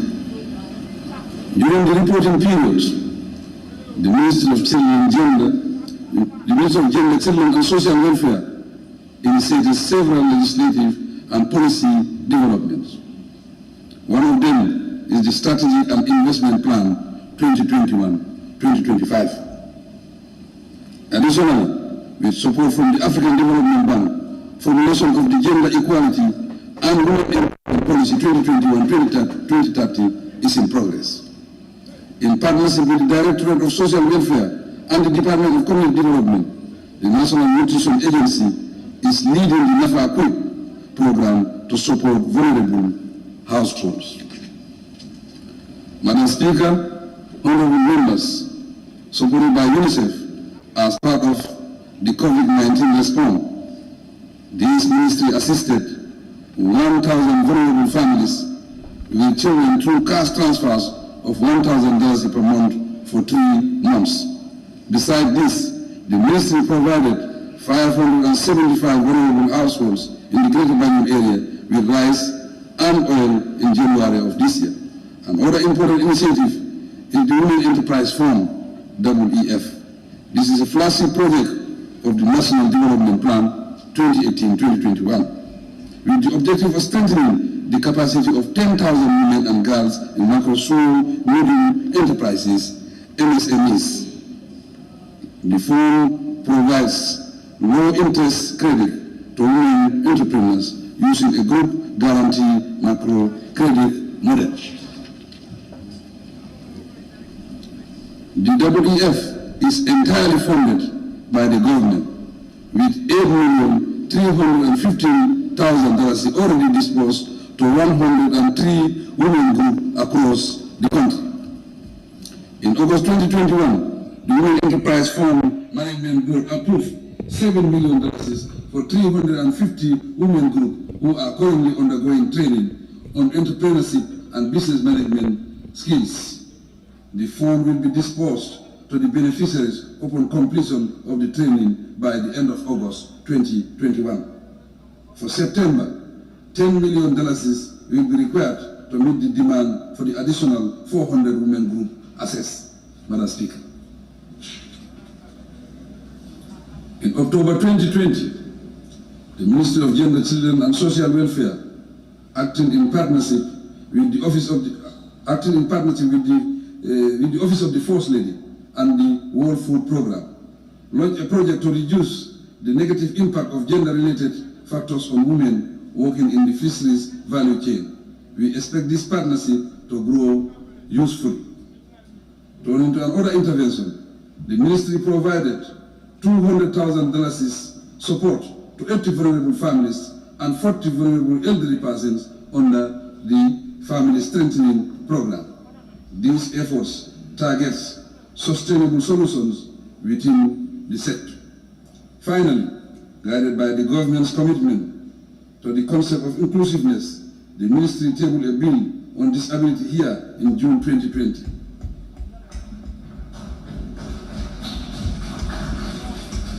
It was enacted this year to provide a legal basis for all future government policies and programs to take cognizance of the unique need of differently abled persons. Environment, climate change, and natural resources, Madam Speaker. Concentrating on the significant development in this sector, I am pleased to report that the construction work of the OMVG Soma and Brikama Power Substations project are progressing very well. Turning to the environment this year, the government distributed 350,000 polypods and seeds of assorted indigenous tree species to the central nurseries nationwide for breeding. The tree growing project is part of my government's policy to promote an eco-friendly environment.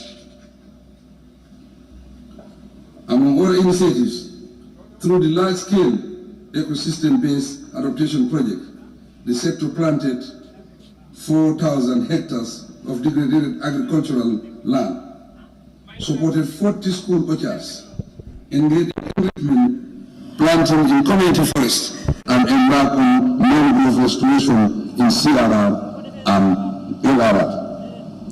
On legislation, the National Environment Agency finalized the revised National Environment Management Act, the Waste Management Bill, and the Hazardous Chemicals and Pesticides Management Bill, all within the year. To conclude, I hope that the ongoing Global Climate Change Alliance project, funded by the European Union, will strengthen the sector's performance. Youth and sports. Madam Speaker, honorable members, to effectively and efficiently promote youth and sports development, the youth and sports sector is reviewing some of their sector policies. These include the National Sports Policy and various frameworks of the satellite institutions. Among them is a draft 5-year strategic plan 2020-2024 for sports development.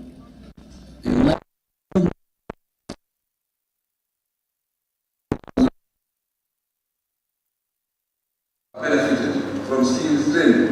Some of them have already earned skills in construction and related areas. The ministry portfolio provide 1,000 youths for possible financing support.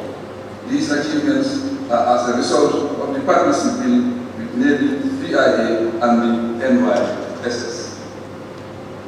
Taking cue from the decentralization policy for youth empowerment, the Youth and Sports Ministry signed a contract to establish agro-food centers and build 9 stadiums, a bakery, and mechanic center this year. Meanwhile, the National Youth Service Scheme is actively engaging and equipping our youth with livelihood skills in various walks of life. Unfortunately, the proposed youth national service is on hold due to the pandemic.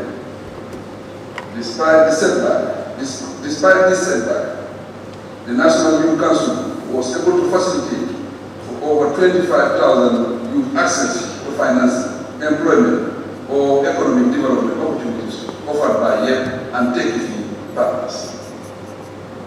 To complement this, the Council is mapping and profiling 172 youth organizations into thematic areas for better coordination and facilitation. I must add that over 3,000 youth and schools benefited from migration information and counseling (MIC) activities. These include training of school peer education clubs, peer educators, and teacher coordinators on migration and MIC. Madam Speaker, the Gambia is doing very well in various international sport competitions such as football, athletics, volleyball, and boxing. For the first time, the nation look forward to participating in the 2022 CAF tournament, and we do so with enthusiasm and hope. We congratulate all those who raised the Gambian flag high in recent years, including the participants in the Tokyo 2020 Olympic Games.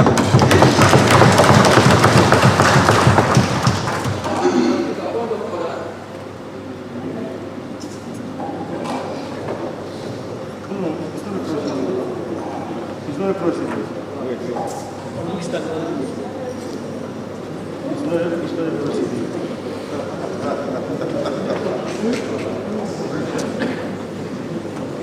It's not a procedure.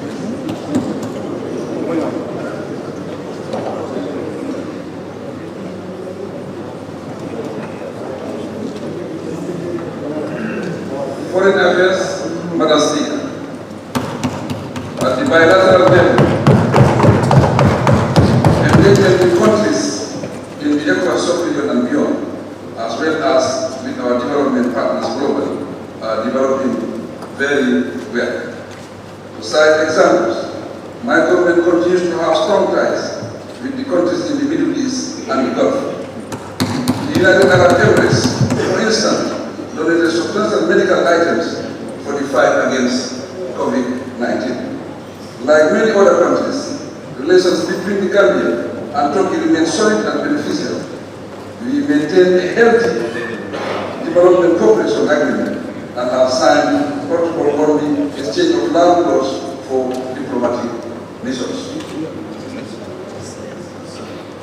I have noticed that honorable member has been raising this constituency for a point of order in this parliamentary procedure. I have to listen to him. Can I please? Honorable Speaker, on which authority? Sorry, no, please. On which authority? No, please. No. Let us exercise the authority. Please, let us exercise the forum.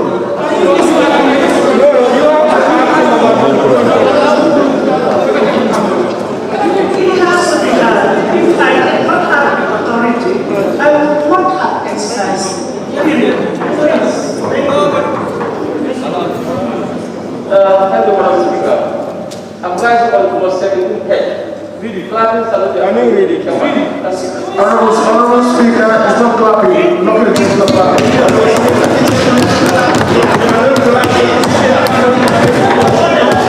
Order, please.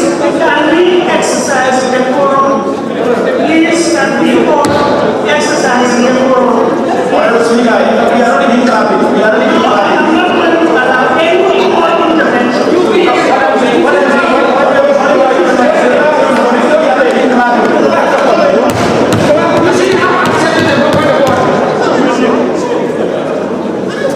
not clapping. We are picking the tables and we are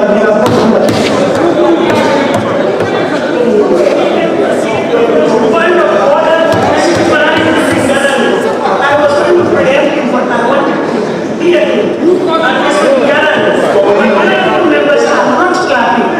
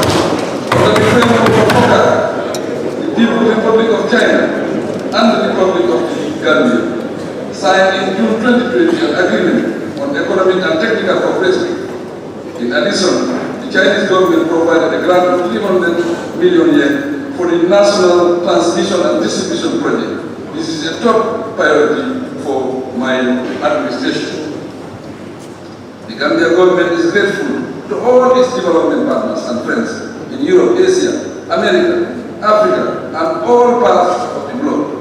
We cherish all relations and partnerships, and we work to strengthen them. Office of the Vice President, Madam Speaker. To begin with regulation, in 2020, the Food Safety and Quality Authority developed and gazetted the registration and licensing regulation and the food fortification regulation. It also drafted 2 regulations on food packaging and alcohol. Last year, in collaboration with the Department of Community Development, the Director of Social Welfare and the National Social Protection Secretariat began implementing the $31 million Social Safety Net project.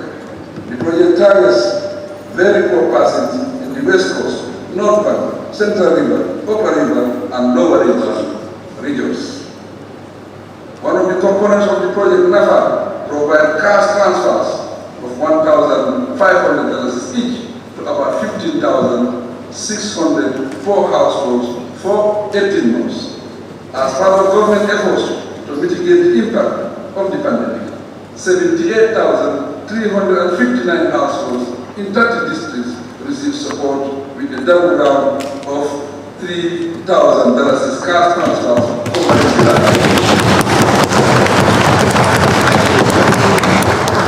the National Disaster Management Agency, LDMA, under the Office of the Vice President, continues to engage in providing relief support to households affected by the pandemic in various regions.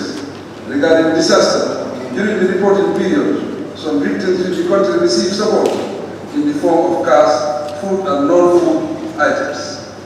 Honorable members,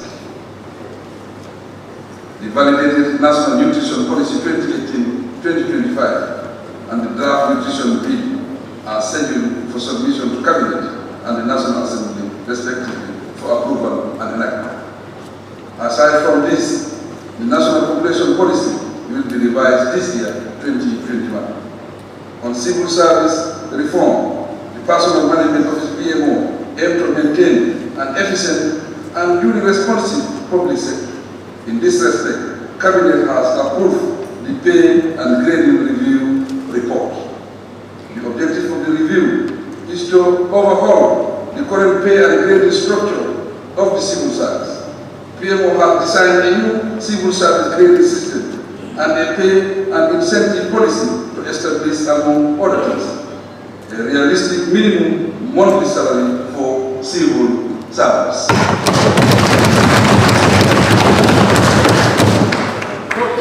To repeal the 1950 Pension Act, a new pension bill is before the National Assembly. When enacted, it will address all issues on pension.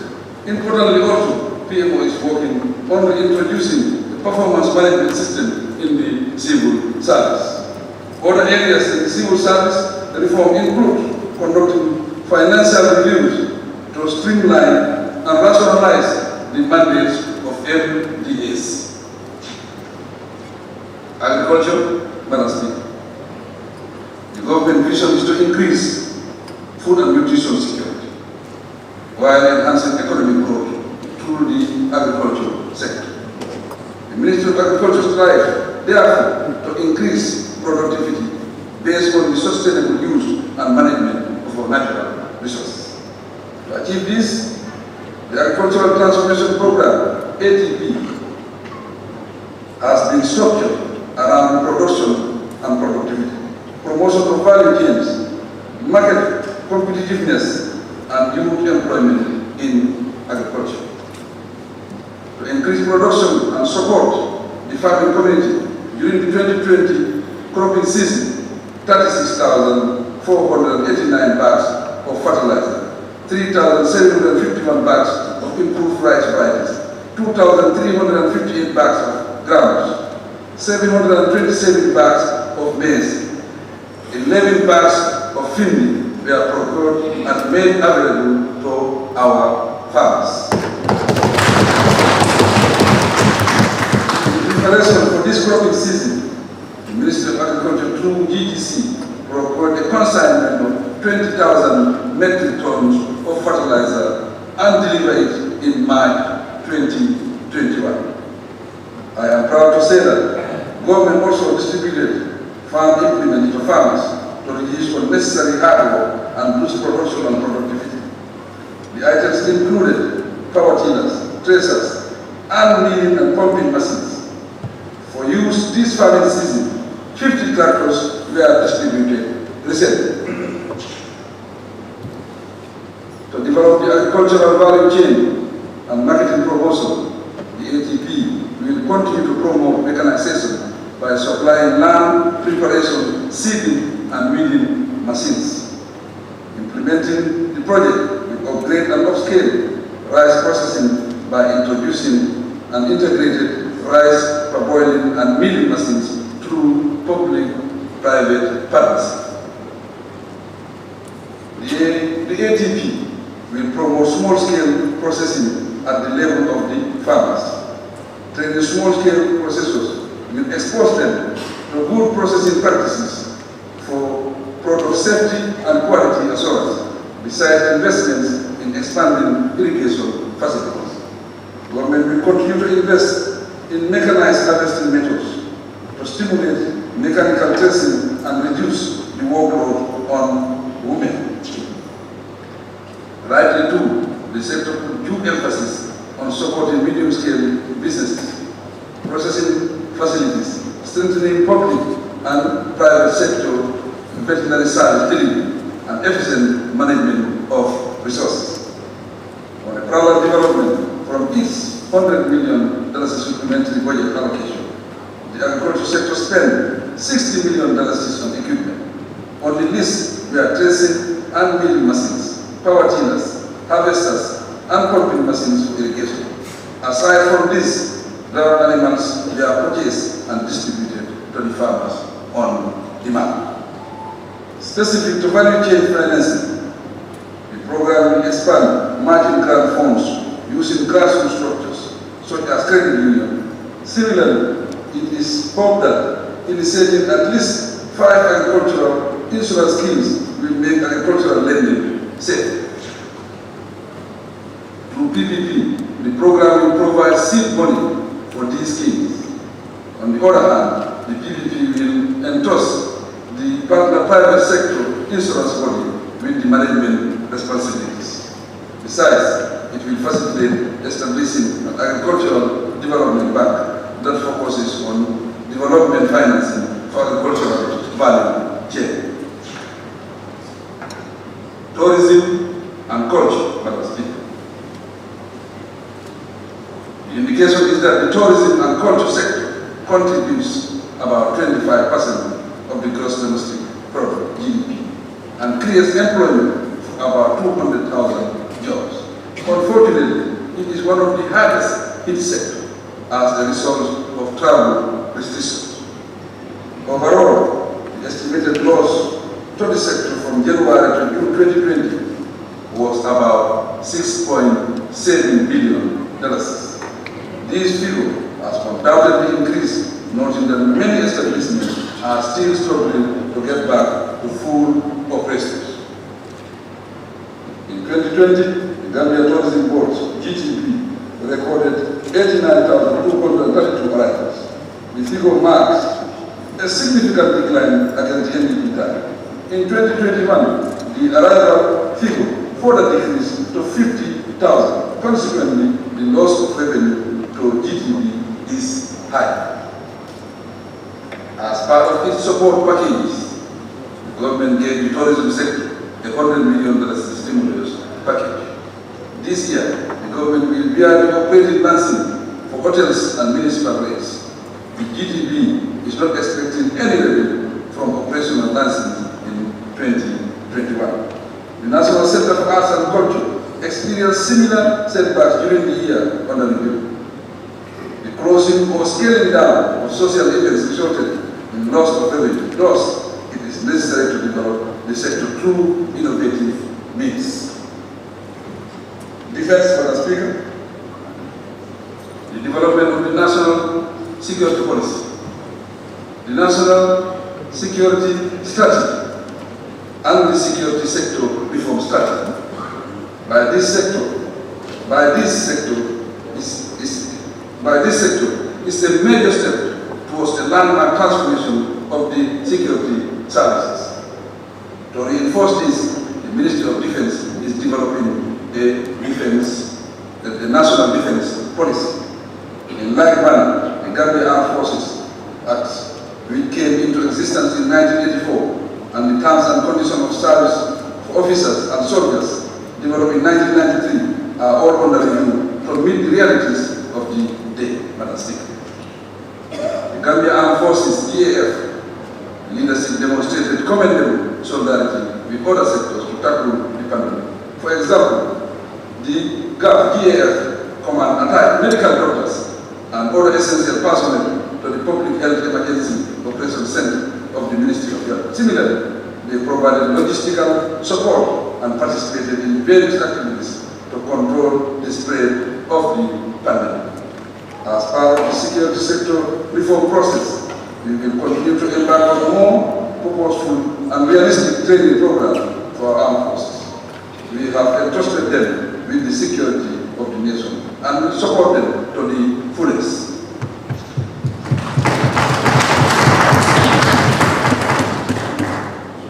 Transport, works, and infrastructure, Madam Speaker. Despite the COVID-19 pandemic, the transport, works, and infrastructure sector registered impressive results. By the end of 2020, government had achieved 100% completion of the 818-kilometer primary road network set in the NDP. This covers the north and south banks of the country. In addition, to a paved distance of 650 kilometers also, completed 120 kilometers of the Lamin-Koto-Pasamas road and the 48-kilometer road from Basse to Koyen. Complementing the Lamin-Koto-Pasamas road is a secondary paved road of 13 kilometers connecting Yerobawa to Basse. An other link to the Lamin-Koto-Pasamas road is an 18-kilometer paved distance from Kellen Johnson to Mustang. Added to the network of the Lamin-Koto-Pasamas project are two gravel feeder roads of about 20 kilometers.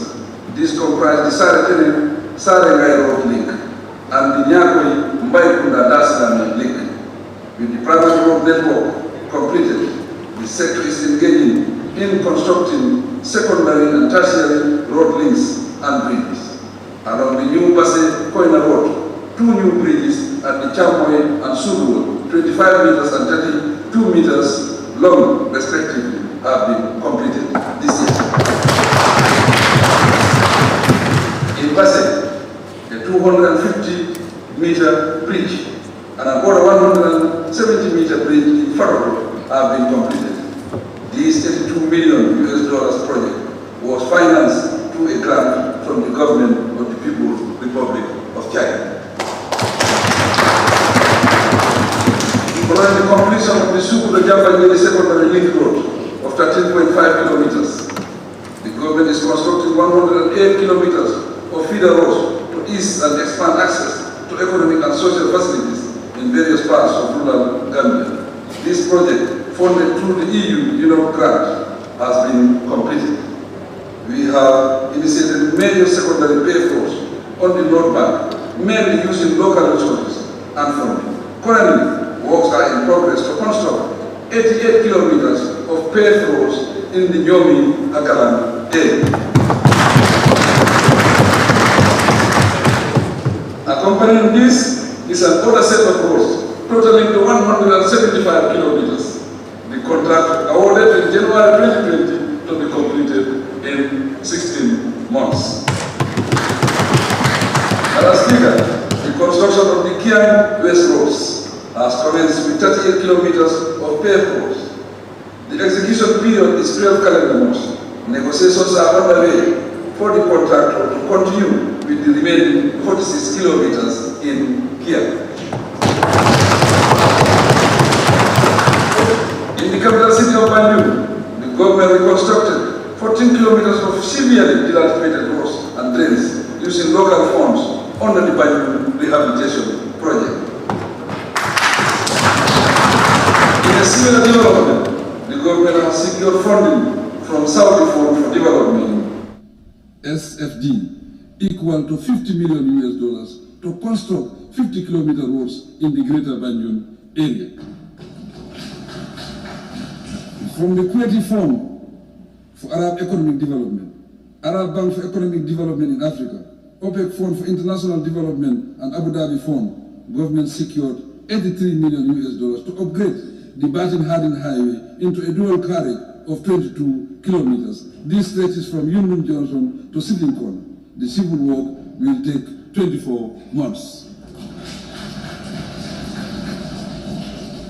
Contracts have been signed as well, using local funds for the maintenance, rehabilitation, and reconstruction of selected roads in the Greater Banjul area. They include Bakote-Kotu Highway, Brusuli Phase 2 Access Road, Canifing Estate Access Road, and Koroli-Gamtel Access Road. The estimated cost is $90 million. On building projects, the major rehabilitation and reconstruction works at the Banjul International Airport is now complete, doubling the capacity of the main terminal building. The traffic control tower was renovated during the year and re-equipped with new communication facilities. Works are ongoing to construct a new VIP lounge. Additional building projects include construction of the governor's residence and offices in Kerewan, both of which are progressing well and due for completion this year. There are ongoing construction works for markets in various parts of the country. Among them are the fire ravaged markets of Basay and Brikama, and the Latrikunda, Soma, and Farafenye markets. Finally, the ministry has developed a public building and facilities management bill and will submit it to this August Assembly for consideration. The bill proposes a new framework for the design, construction, operation, and management of all government assets, both in the country and abroad.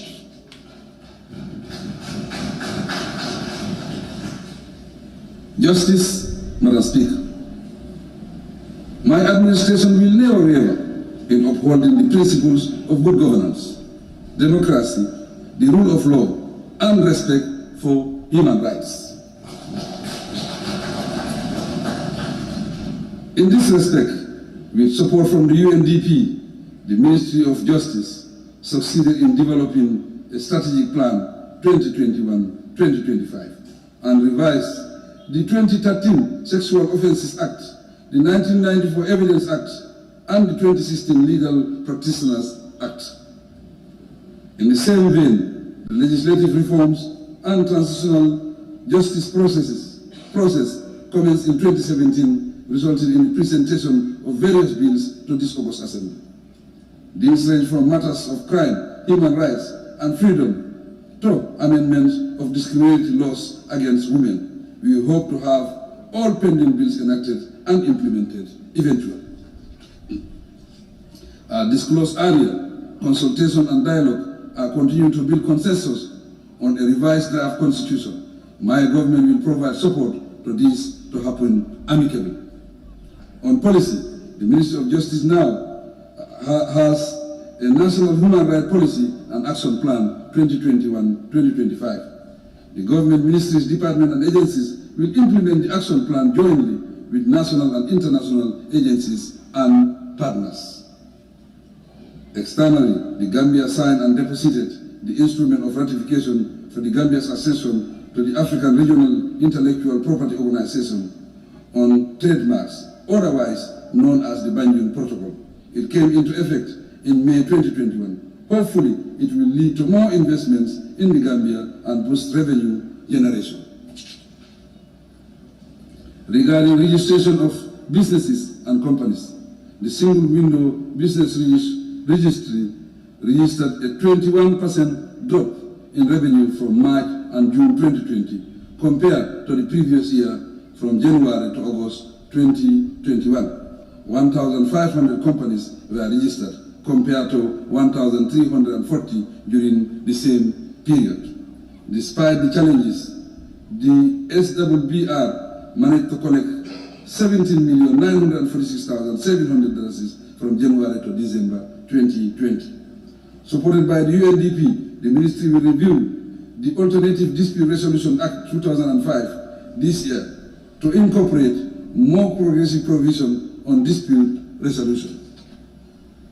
Focusing attention on legal aid, in 2020, the National Agency for Legal Aid Services, tasked to provide legal services across the country, received a total of 486 cases. Out of this, 147, representing 30% of the cases, were resolved. The remaining ones are ongoing. Madam Speaker, in January of this year, government extended the mandate of the Truth, Reconciliation and Reparation Commission by 6 months to enable the Commission to complete and submit its report this year. Once the report is received, government will study it for appropriate action. Internationally, we have complied with all international obligations, and I assure this August Assembly that we will continue to respect our legal obligations.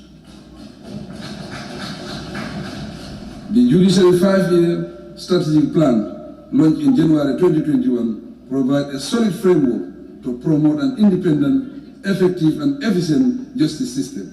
We look forward to the forthcoming donor conference with UNDP assistance to secure funding for its implementation. Health, Madam Speaker. Focusing on the pandemic, the government has sourced essential supplies and encouraged local production to meet part of the country's demand for them.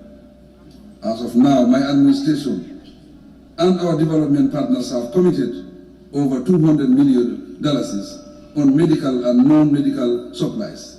As a result, the health sector was able to secure substantial face masks, gowns, gloves, IPC materials, ventilators, and other vital equipment for use countrywide, Madam Speaker. Nemban Clinic and the Sanatorium now operate as treatment centers for people infected by the coronavirus. 3 other treatment centers, Esel, Soma, and Bansan, are in use, and the construction of 8 others in various parts of the country are started. These projects were supported mainly by the United Nations agencies. The Gambia received its first batch of COVAX vaccines in record time, and the vaccination campaign has been a success. The Johnson & Johnson vaccine donated by the government of the United States is now being administered successfully across the country. Government plans to construct an emergency treatment center with 104 beds in Farato. It will have 20 fully equipped ICU rooms. The World Bank is supporting the construction works and will provide the equipment. The project is the first phase of a proposed teaching hospital in Farato with 1,500 beds and at least 17 faculties. The contracts for another set of 8 permanent treatment centers housing 40 beds have been awarded already. In this endeavor, we appreciate the support of the World Bank, SSHFC, UNFPA, and TAF Global. Honorable members, through the expanded program on immunization, the health sector is administering vaccinations against 12 preventable diseases. The government is working on mobilizing resources to secure about 2.5 million doses of vaccines for national coverage. Working with our partners, we intend to vaccinate at least 60% of the population. As part of efforts to realize and implement the concept of primary health care, PHC, in the country, PHC has increased in few key villages from 722 to 942, marking an increase of 30%. In a new development, plans are at an advanced stage to establish a national community ambulancing service with an initial fleet of 70 ambulances.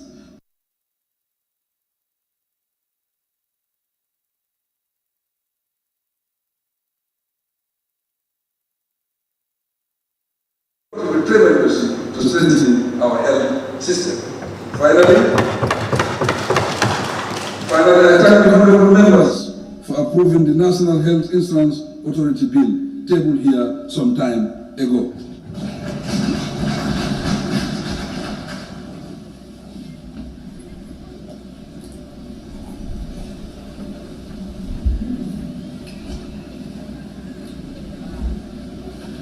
Department of Strategy, Policy and Delivery, Madam Speaker. With the support of UNDP and the Department of Strategy, Policy and Delivery, DSPD, under my office, has made significant progress in building capacity and strengthening the much-needed tools for improved analysis, information sharing, stakeholder engagement, and training in the country. During the reporting period, the department completed and circulated a comprehensive compilation of government policies to extend the reach for evidence-based policy development and implementation. The DSPD earlier this year launched a policy forum on research and policy development. As expected, the department continues to monitor the implementation of the priority projects within the MDS for timely service delivery. They are also coordinating and monitoring the performance of the President's flagship program for accelerated community development project reported here last year. Madam Speaker, the DSPD is coordinating government's response to the 2019 TIP report recommendations. The staff is working closely with the National Agency Against Trafficking in Persons and the National Task Force on Trafficking in Persons, TIP. In this respect, I am happy to report that the upgrading of the Gambia from Tier 2 watchlist status in 2020 TIP report resulted in the country's reselection for the Millennium Challenge Corporation Threshold Program in December 2020. Madam Speaker, the SPD is also implementing an Open Government Initiative, OGI Hour, to promote regular communication and enhance dialogue at the central and local levels. The initiatives seek to foster transparency and accountability in public policy. This is supported by the UNP's Building Fund to enhance private sector participation in national development. Our Excellency the Vice President and the DSPD continue to support the Ministry of Trade's reforms to improve ease of doing business in the Gambia. Thus far, the key milestones include providing credit rating at the Central Bank of the Gambia, bringing back the single business registry and creating a dedicated commercial court. Concluding remarks. Honorable Speaker, honorable members of the National Assembly, distinguished ladies and gentlemen, as this address shows, my government has registered significant successes over the years. On the other hand, the issues raised in the address demonstrate clearly that the tasks at hand are many and quite complex. Addressing them effectively require unity, peace, stability, and the desire and will to promote and defend the nation's cause.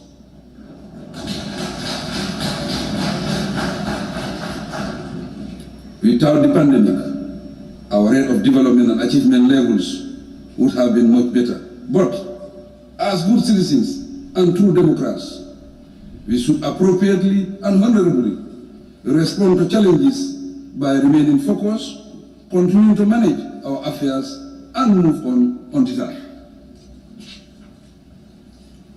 Honorable ladies and gentlemen, the national discourse on the country's political evolution has been a significant source of divergence.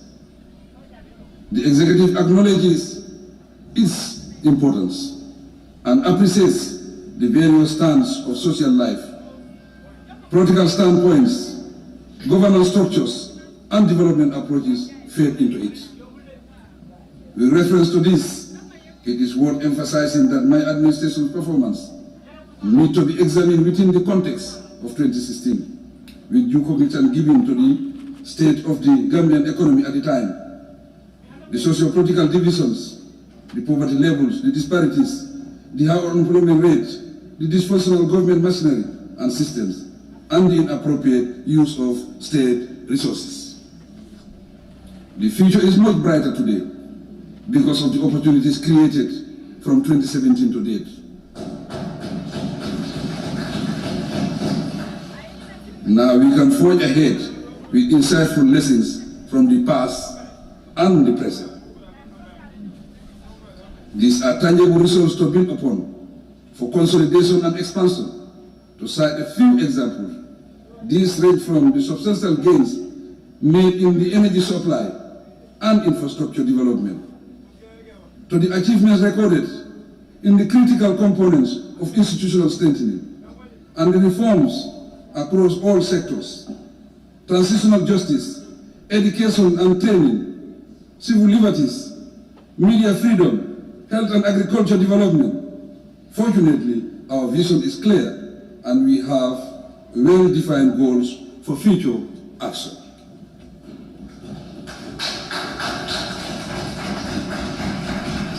I will personally continue to appeal to the people's sense of civic responsibility as genuine patriotic citizens committed to democratic principles and values, to give the nation their utmost. I urge further that we engage in constructive participation in all national and community issues and events. Aside from this, let us engage in constructive dialogue and discharge our civic and social responsibilities diligently. While we individually have the freedom and right to define and express the concepts that inform our philosophies, we must be alive to other people's ideas and the values that cut across social life, religious conviction, and peaceful coexistence.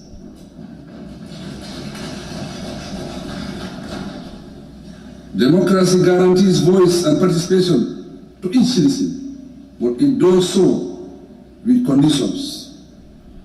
Universally, multi-party democracy, which our Constitution seeks to uphold, is derived from legitimacy as defined by the law. Thus, the law must guide our actions.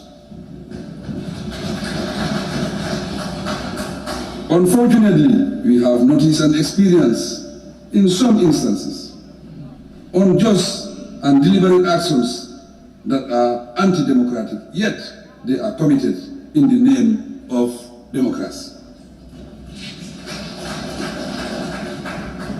As human beings, it is contrary to good citizenship to disregard our sense of justice and act on impulse, grudge, hate, revenge, or engage in crime and other negative tendencies that undermine progress and development for the people. In this context, we must appreciate the worth of every citizen, honor the labor of every worker, and reward everyone in due course.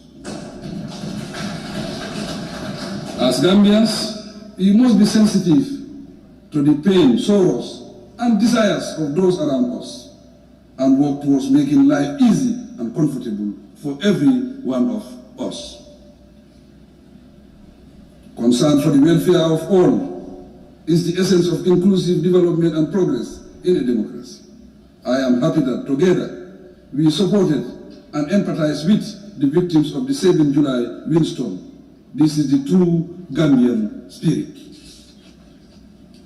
Let our citizenship rights, blood and social ties, religious faith, goodwill and love for family and nation unite us. Indeed, our common values should oblige us to work together in the best interest of the country. Crucially, all these need to be understood and put into practice in accordance with the Constitution and the laws and principles that govern our institutions. For government, the legal frameworks and operational arrangements of our institutions will continue to condition the content of our national agenda and plan. Madam Speaker, in the face of COVID-19 pandemic, my government has continued to show character, and so have the people. Let us sustain these spirits. As we prepare for the December presidential election, it rests on all categories of leaders and influential parties, especially those belonging to the political parties, to plead peace and stability for an order cycle of free, fair, and transparent elections.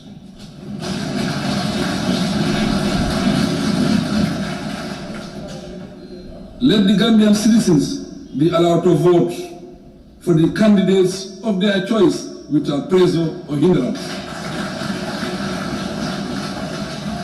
I ask the security personnel to be more vigilant than ever and ensure that the rule of law prevails.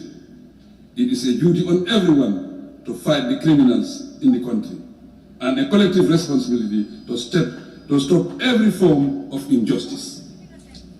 Honorable Speaker, distinguished ladies and gentlemen, I thank everyone for supporting my government, especially when it matters most. This includes our partners who have stood by us as we pursue the advancement of our dear country. In particular, I thank every Gambian citizen, either living in the country or the diaspora, and every resident of the country for making this transition period a very successful one. The dissenting voices in a democracy contribute to success if taken into consideration for positive action. This has helped me immensely as a statesman and Democrat, so I acknowledge every citizen's positive contribution to the nation. Madam Speaker, to you and all honorable members of this August Assembly, I sincerely express my appreciation and gratitude. Through the National Assembly, you made many decisions and approved numerous bills.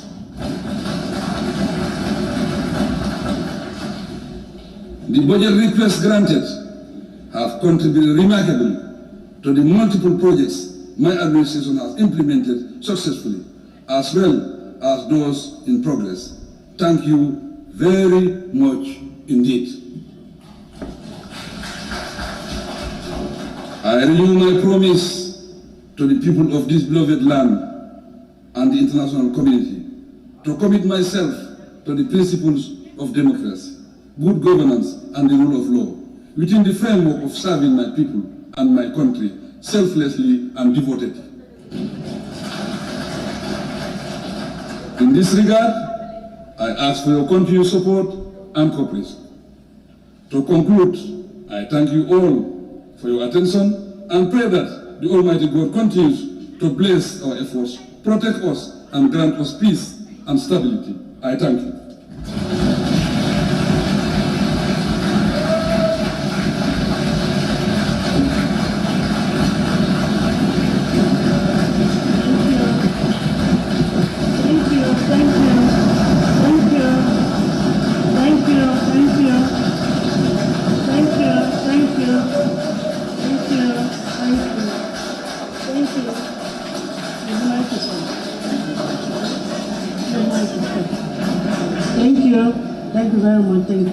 Thank you very much, Your Excellency, for that address.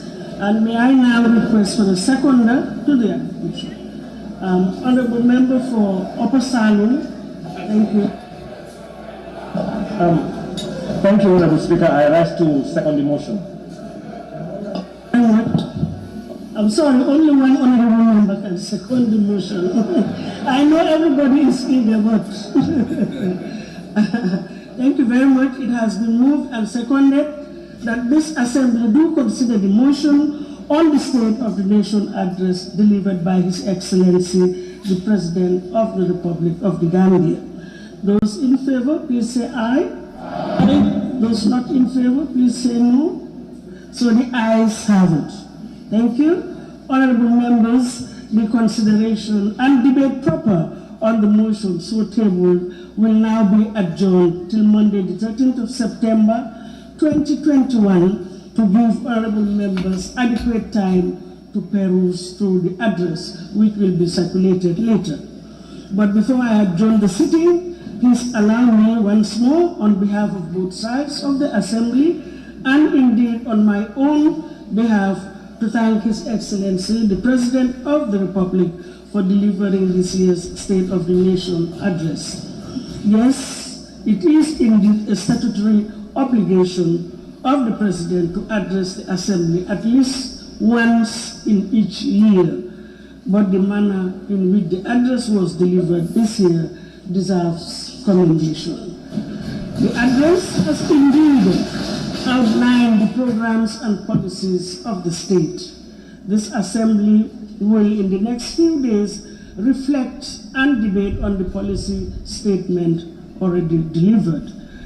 The address will also give us an opportunity to reflect on our achievements and challenges we face as a nation that sincerely demand for national unity, cohesion, peace, and stability for the betterment and progress of our dear country.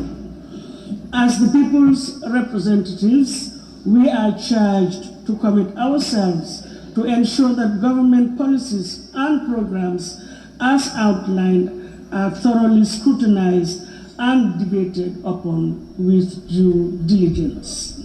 Thus, it is important for us to have a clear understanding of the government's policies, development programs, and aspirations.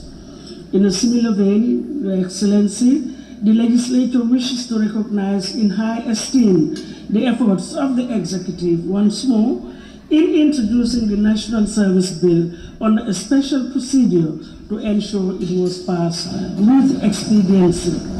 This is a testament of the executive's commitment and goodwill in strengthening the institution of Parliament for the general good of democratic governance. And on that note, I would once more express thanks and appreciation to His Excellency, the President of the Republic, for this year's State of the Nation address, and in the same vein, express thanks and gratitude to Her Excellency, the Vice President of the Republic, my Lord, the Chief Justice and Justices of the Superior Courts, Honorable Ministers, Your Excellencies, former Vice Presidents of the Republic, Honorable former Speakers of the National Assembly, Your Excellencies, members of the Diplomatic and Consular Corps, Service Chiefs, the Lord Mayors of Banjul and Kanifing Municipality, senior government officials here and present, regional chief executive officers, the traditional leaders, venerable religious leaders, members of the press, and all distinguished invited guests for gracing this solemn occasion in the calendar year of the National Assembly. And in addition, on behalf of both sides of this August Assembly, I wish to register our thanks to the entire country for the support and collaboration in our collective drive for nation building. To my honorable colleagues of the National Assembly, I want to reiterate that national development is an enormous task, and as a legislature, our role is very paramount. Thus, I pray that we always be guided in our deliberations by justice and conscience towards the common good. May I also thank all honorable members, the Office of the Clerk, the Task Force, and all those who in their various ways contributed immensely to making this day a success. I pray that Allah the Almighty bless and guide all of us.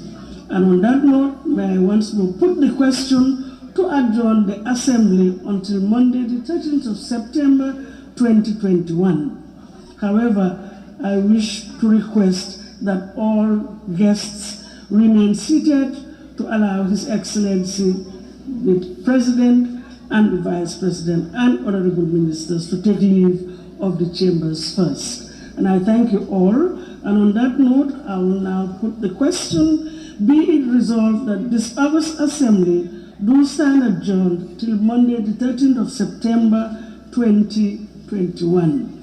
Those in favor, please say aye. Aye. Those not in favor, please say no. The ayes have it. The Assembly now stands adjourned till Monday, the 13th of September, 2021 at 10 a.m. prompt. I thank you all for your kind attention. Please can we allow His Excellency.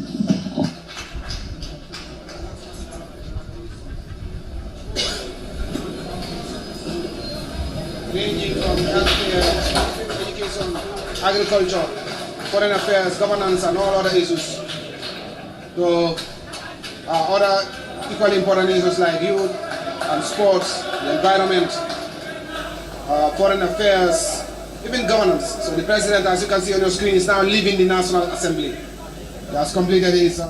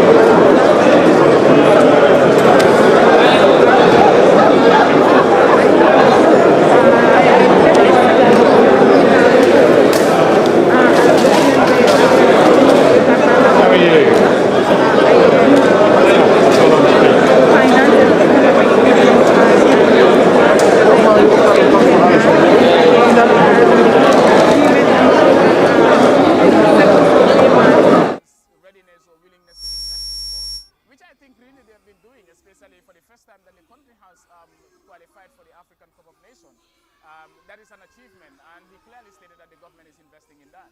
But I think one area that is missing has to do with the issue of irregular migration.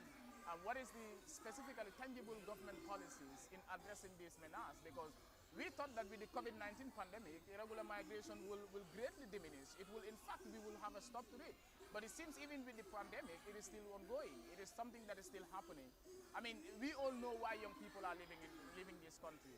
I mean, this has to do with mostly lack of enough employment opportunities that will boost their lives and livelihoods. I mean, these things are known. Already the problems are known. What are the solutions? How do we tackle this? And one thing I keep on saying has to do with making our education relevant to our realities, tailoring our education to suit the realities of this country, to ensure that young people are able to exploit their talents in different areas. This will really help in addressing the issue of unemployment in this country. Not only unemployment, but also underemployment in the country. Another area which I think is very, very important as far as this address is concerned has to do with COVID-19. It's a global pandemic. It's a pandemic that has affected almost every country in this world. I mean, no country is an island. No country can stand today and say that COVID-19 has not affected me. In one way or the other, you cannot blame governments for certain, challenges or setbacks they've registered. In fact, the president made mention of that indeed, without the COVID-19 pandemic, probably our development trajectories will have been more than this, will have achieved more. Which I agree, because partly COVID-19 has greatly affected economic growth in many countries. Without the pandemic, probably we will have registered some progress when it comes to improving the economy of this country, or also improving the lives and livelihoods of Gambians. And the one sector that you talked about is the tourism sector. And the fact that last year we lost over $6 billion due to all the restrictions around travel due to COVID-19. That is massive. It's really, that's why I said COVID-19, as you said, COVID-19 has really affected economic growth. And without COVID-19, probably we will have been talking about something else. I think with the change of government in 2017, the tourism industry or the tourism sector has registered progress in terms of the number of tourists that are coming. And also there have been plans inside of the Ministry of Tourism. I mean, this might be a wild elephant. This might be a long-term plan. This might be considered so ambitious, over-ambitious on the side of the ministry. But to make tourism all year round in this country, I think that has been in the offing. That has been a plan. So the COVID-19 pandemic has disrupted everything. It has really affected, the travel restrictions have been there, we all know. The number of tourists that have been coming in the country has been affected. This really affected, foreign exchange in the country. It has also affected employment for the people that are in the tourism sector. So I think this area, and we all know obviously how tourism, the percentage tourism contributes to the GDP of this country, the economy of this country. Tourism really plays a significant part of it. But then COVID-19 coming really affected the sector. That really has, slowed progress, economic growth in the country.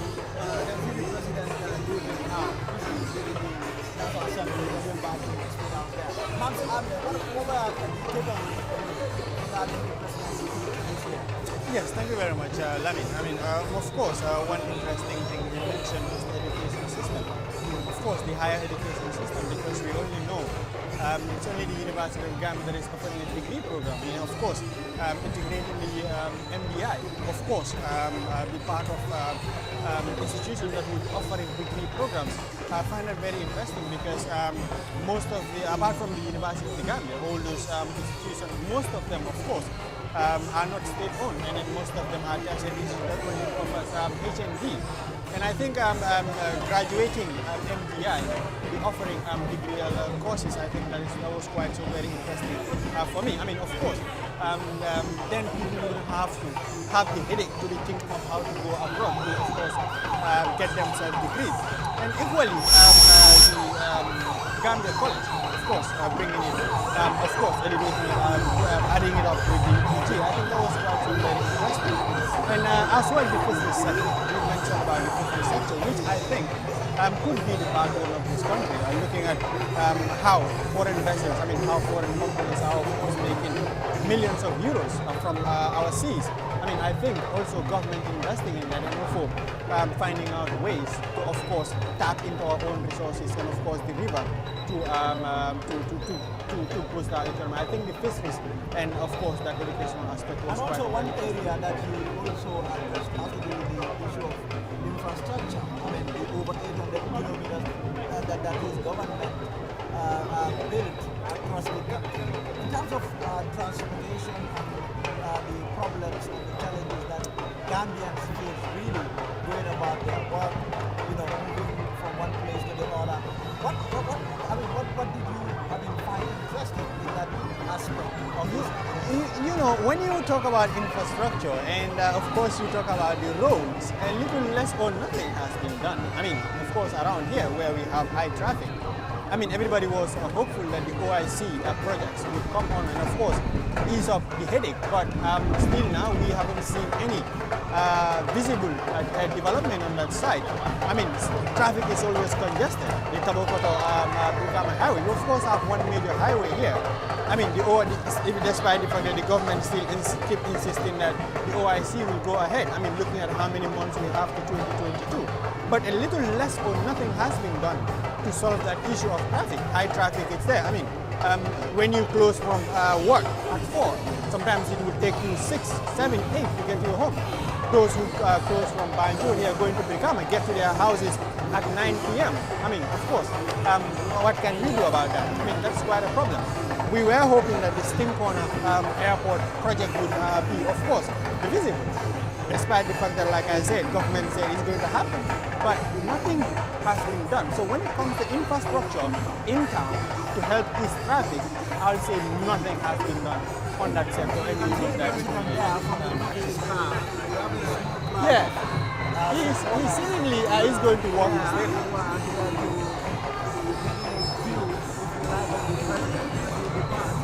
But there is one thing that happened here, which we should also talk about. Midway into the president's speech, there was this mild drama, if you like.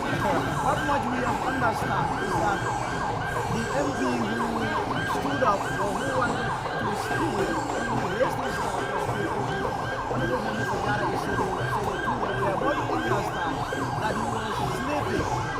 We are able to speak to him to confirm that, but he was dozing off, and then all of a sudden he woke up and then said he wanted to say something about people clapping in the floor of the assembly. Actually, the rules say here say you shouldn't clap, you should only keep the table. But some reason now, people were clapping and he was not happy with that. He wanted to raise a point of order. So that was what led to that little noise there, and it disrupted the president's speech for about 2 minutes or so. So that was what happened here. I found that interesting. That has never happened here. Yeah, it has never happened. That's why I said I think it was time to raise a point of order. I remember when in 2017 when these parliamentarians came into office, during the first session, when they were being sworn in, some parliamentarians themselves were clapping, and Honorable Salah had to just, remind them that, or raise a point of order to remind them that these chambers you don't clap, you only, hit your table, just not to clap. So, I also found something interesting there. What I could see, it seems like there is an element of party politics that was playing there. The president having his loyal MPs who were constantly clapping, and also in the gallery we had, it seemed, the president's supporters or sympathizers who were there clapping. I didn't see the need for clapping, because this is about the president who is the chief servant of the people, coming to talk to people about his policies and plans, about some of his achievements and challenges. Why they need to be clapping? So I could see also the opponents of the president, uncomfortable with that. We understand that the MP who raised that, I wouldn't say he raised that based on sentiments or whatever. I wouldn't confirm that unless he tells us. But you can also see that party politics element of it. So that was it.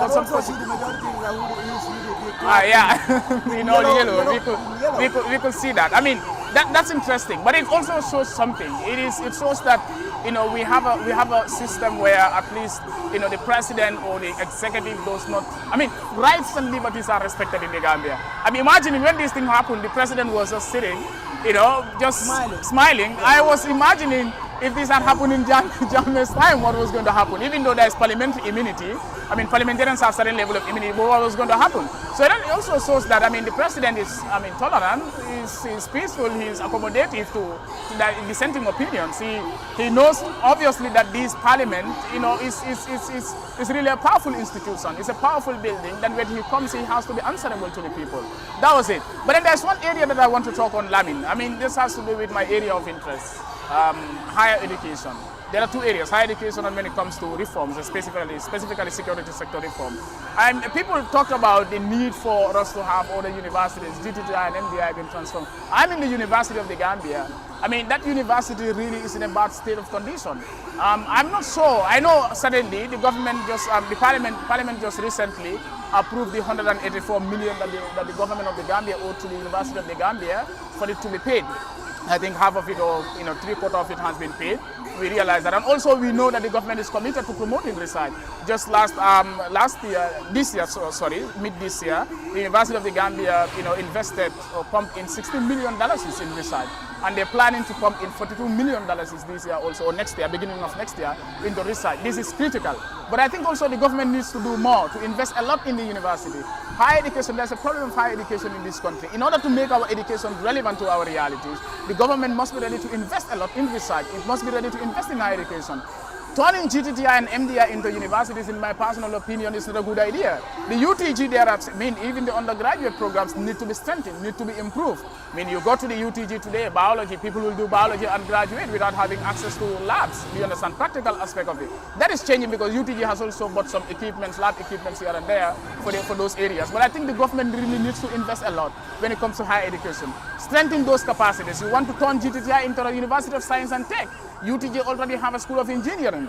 UTG already have a school of ITC. The government, the ministry said the UTG should stop its engineering program, that the GTTI should run it. I mean, why not you strengthen that institution? The Gambia is not a big country with that huge population. You don't necessarily need 2 or 3 public universities. One public university is enough. Have private universities. Strengthen this public university that you have so that it can run more programs, master's programs, not only bachelor's, but master's programs and PhDs. But as we speak now, the UTG is not fit enough to run more master's programs, to run more PhD programs. It cannot, because the undergraduate programs themselves have problems. So I think the government really, because education is the bedrock, it's the bedrock for development of any country in this 21st century. The government must prioritize not only primary education or secondary education, but higher education must be top on the agenda of the government. When it comes to the issue of reform, security sector reform, I think the president said something, and I want to quote, if my memory can serve me well.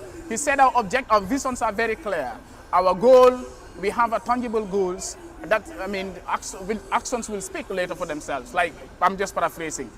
Telling us that, you know, future actions are there. The goals are clearly set. He said our objectives are clear, our visions are clear, the goals are clearly outlined for future actions. Meaning these reforms, as we speak, including security sector reform, which is of interest to me, is yet to be implemented. And I think all the documents have been out there, all the groundworks have been done, the document works have been done when it comes to security sector reform, the research has been done, but the problem has to do with implementation.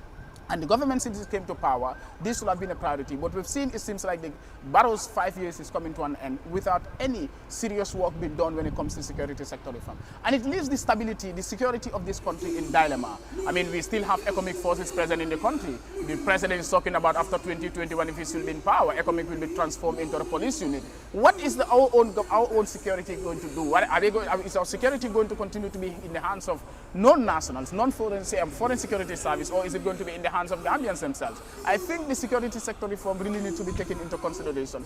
Priority must be given when it comes to all these reforms to security sector reform. We're talking about the issue of downsizing, we're talking about the issue of right-sizing. I mean, our security personnel, I mean, happy, especially that we are approaching elections in December 2021. What really is the government doing about security sector reform in this country? Because all these developments that you talk about will not be attained without peace and stability. Therefore, it must be prioritized in this country. What really is the government doing about that? I've not heard much from the president regarding that, because for me, this would have been a point that the president should have deliberated on extensively, to tell us specifically, because people are, the political will is not there from people's perception. I mean, the confidence is no more there. The trust is no more there as far as SSR is concerned in this country. To renew people's confidence and trust around this area, the president should have spent more time to deliberate on this area, tell us the plans and programs that they have really towards security sector reform in this country. country. We are trying to get a few of the MPs to sound their reaction as to what they make of the president's speech today. But one thing also I want us to also talk about has to do with this argument by the president that any assessment of his performance, his government's performance, has to be done in the context of 2016, where the predicament that the Gambia was in 2016 when he took over. I mean, the coffers were empty. There were a lot of tall problems and challenges. Well, I mean, when it comes to that, I mean, obviously when they came to power, they made us believe that they inherited empty coffers in this country. But we've had, this happened when Barrow was sworn in. The next day we had my party in Senegal said, Jammeh took all our money, and Halifa Sallah had to come out and say, everything is intact. Do you understand? So, which is sweet. Them telling us that we inherited empty coffers. But we have seen government extravagant lifestyle in this country.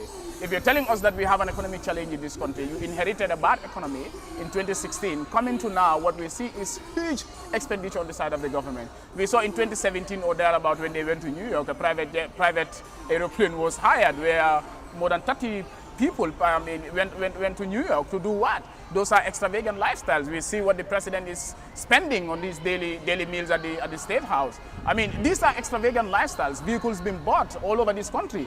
We have seen corruption rampant in this country. And I am interested. I was interested to hear this part, but it wasn't mentioned, it seems like. The president, in terms of corruption, this is a big challenge in this country. The president should have been honest with Gambians and accept this.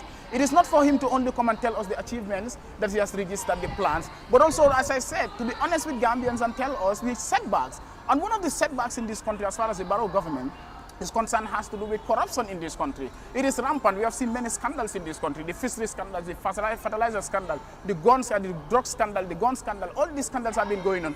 Commissions, open commissions have been established. No tangible results have been. So it seems this government has given a deaf ear and blind eye to corruption in this country. So that was something he should have talked about, because this is a problem. This is a burden in this country. It is retarding our development in a very negative, retarding our development basically. Coming to the area of another area, debt, loans. Gambia is having debt crisis. When Barrow came to power, I mean, we've been having, I think we were having up to $40-something billion as internal and external debt. Coming now, it has soared, it has gone up, rising up unexpectedly. He told us that he brought development in this country. I mean, the kilometers of roads that he built, Jawara and Jammeh combined could not do it. But also he should be honest with us and tell us that Jawara, he took more loan than Jawara and Jammeh combined. I mean, this country in this 21st century, the Gambia, although COVID-19 pandemic has an economic impact, but then we should have been talking about reducing or reducing debt in this country. But we still have debt crisis. We always receive budget support. When it comes to the budget for the year, the annual budget, always we have to receive budget support. When are we going to do away with budget support? We always put our money, a lot of our money in many developing countries, including the Gambia, a lot of our money goes into debt servicing. Instead of providing development for the people, instead of focusing on basic development for the people, what we have to do is we are borrowing, taking loans, and then we have to service the debt at the end of the day, which is really bad for the economy. Another area that I want to talk about, infrastructure. I mean, the president said this clearly. We know roads are being built in this country. Some will say that these were Jammeh products that are inherited by the Barrow government and they are claiming ownership of it. That is not it. For me, the state continues. The government can come and go, but the state continues. I wouldn't say that these are Jammeh projects, it's not Barrow or whatever. It is the Gambian state. These projects belong to the Gambian state. It's just that government change, leadership change, and come and go. But it's still a Gambian project, and I wouldn't give credit to Jammeh or to Barrow for that. In fact, it is their job. They have to do that. But one thing Gambians should be critical about also has to do with these roads that the government is building.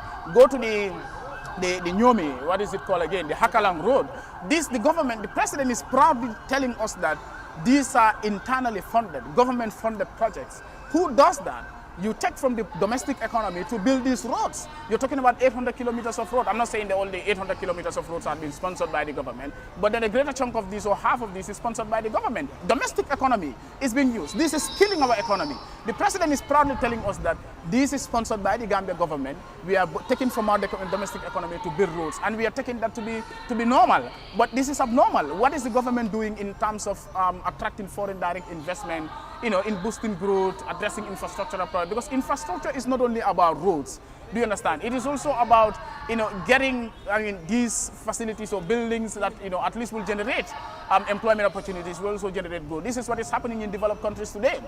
They are building skyscrapers. Do you understand? This is providing employment opportunities for people. The money will circulate. This is also boosting growth in the country. But for us, when you come to the Gambia, when we say infrastructure, mostly our attention is on roads here and there. And then we need to be critical about this. Where is the money coming from to build these roads, which is dangerous for our economy? One area, the president talked about that marked improvement have been registered in that sector is the media. I mean, you've seen the proliferation of media houses in the country. As a journalist, do you agree with him at all that there's been huge improvement in our sector? You know, the country having more media outlets, it's one. But the freedom and the access for them to have information as well is another thing. How open is the government, of course, and government officials in giving out this information? Because having 50 media houses, 100 media houses, but them not tapping into the right information, them not having access to those informations. Now, where is the freedom? I mean, what is the point of having 150? Yeah. Yes, I mean, of course, recently, yes, and we hope that even though it's been signed, it would be implemented, because we have a lot of things that are signed and of course good for the country, but the enforcement it's also not there. So when he mentioned that we have more media houses, yes, but still now, so, I mean, how free are the media personnel? Are we not free?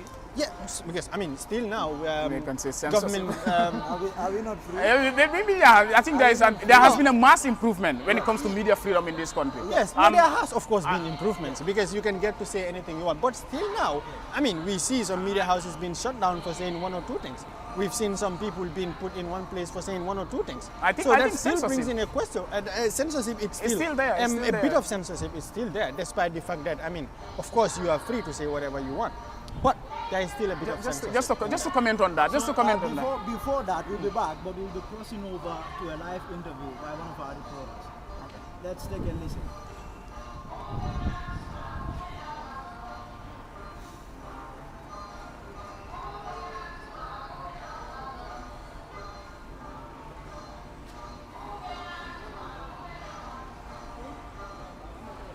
Good afternoon, viewers. As you can see, we are here in the National Assembly after the President has made the State of Nation address. Right now, here with me, we have Omar Sise, who is going to speak on his behalf and on behalf of GDC too, whether he has been impressed about the President's Nation address. Well, Honorable, good afternoon. Yes, good afternoon. Well, first of all, thank you for granting us this interview. Well, so far, have you been impressed about the President's Nation address today? I am not impressed. I am not impressed for the fact that the message that we received today is the same message we have been receiving since 2016, 2017, 2018, 2019, 2020, up to 2021. It's the same message, the same problems, the same challenges, and there is no much solutions to remedy some of these challenges that they have outlined.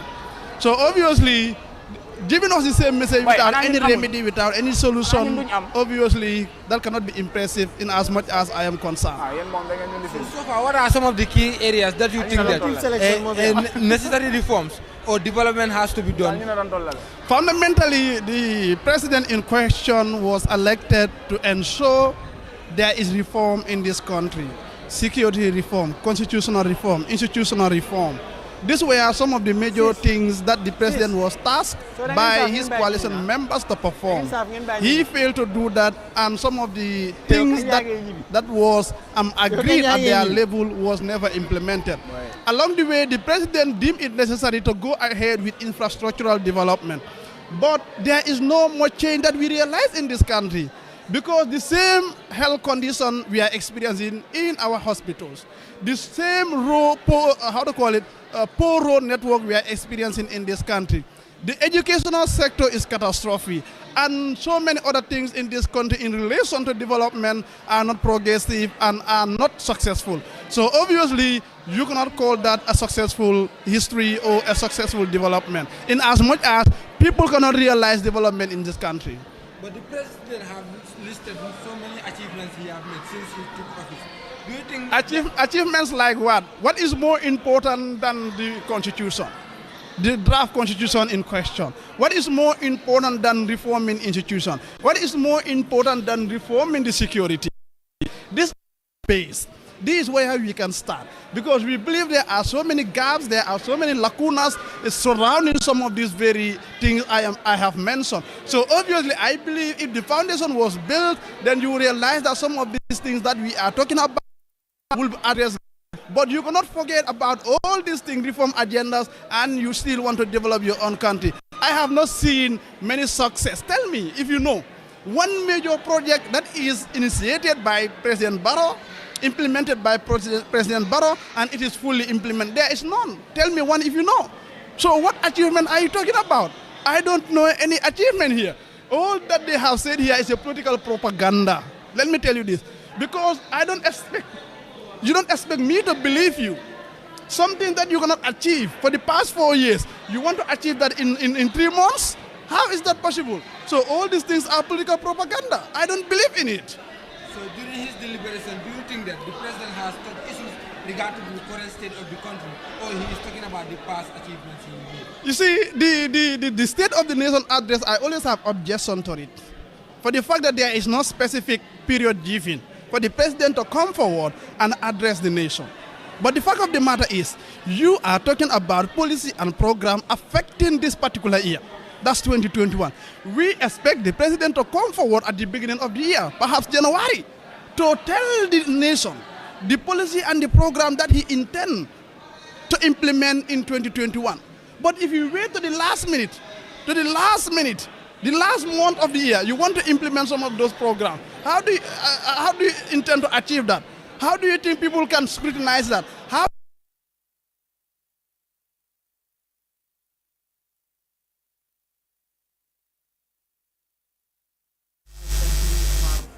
Sisi speaking there, Nyamina East, he is saying he's not impressed. Opposition MP.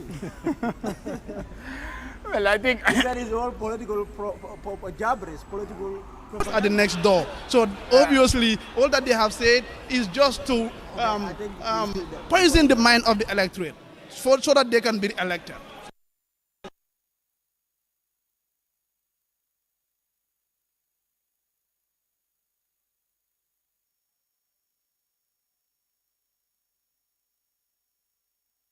What he said was the president has always been talking the same thing. I will disagree with that. I mean, things have changed since 2016. So these are some of the things that we can always deal with, especially. So it wouldn't be right to say that he was talking about the same things that he talked about in 2016. Obviously, he must have talked about new things. But I expected Omar to also point out specifically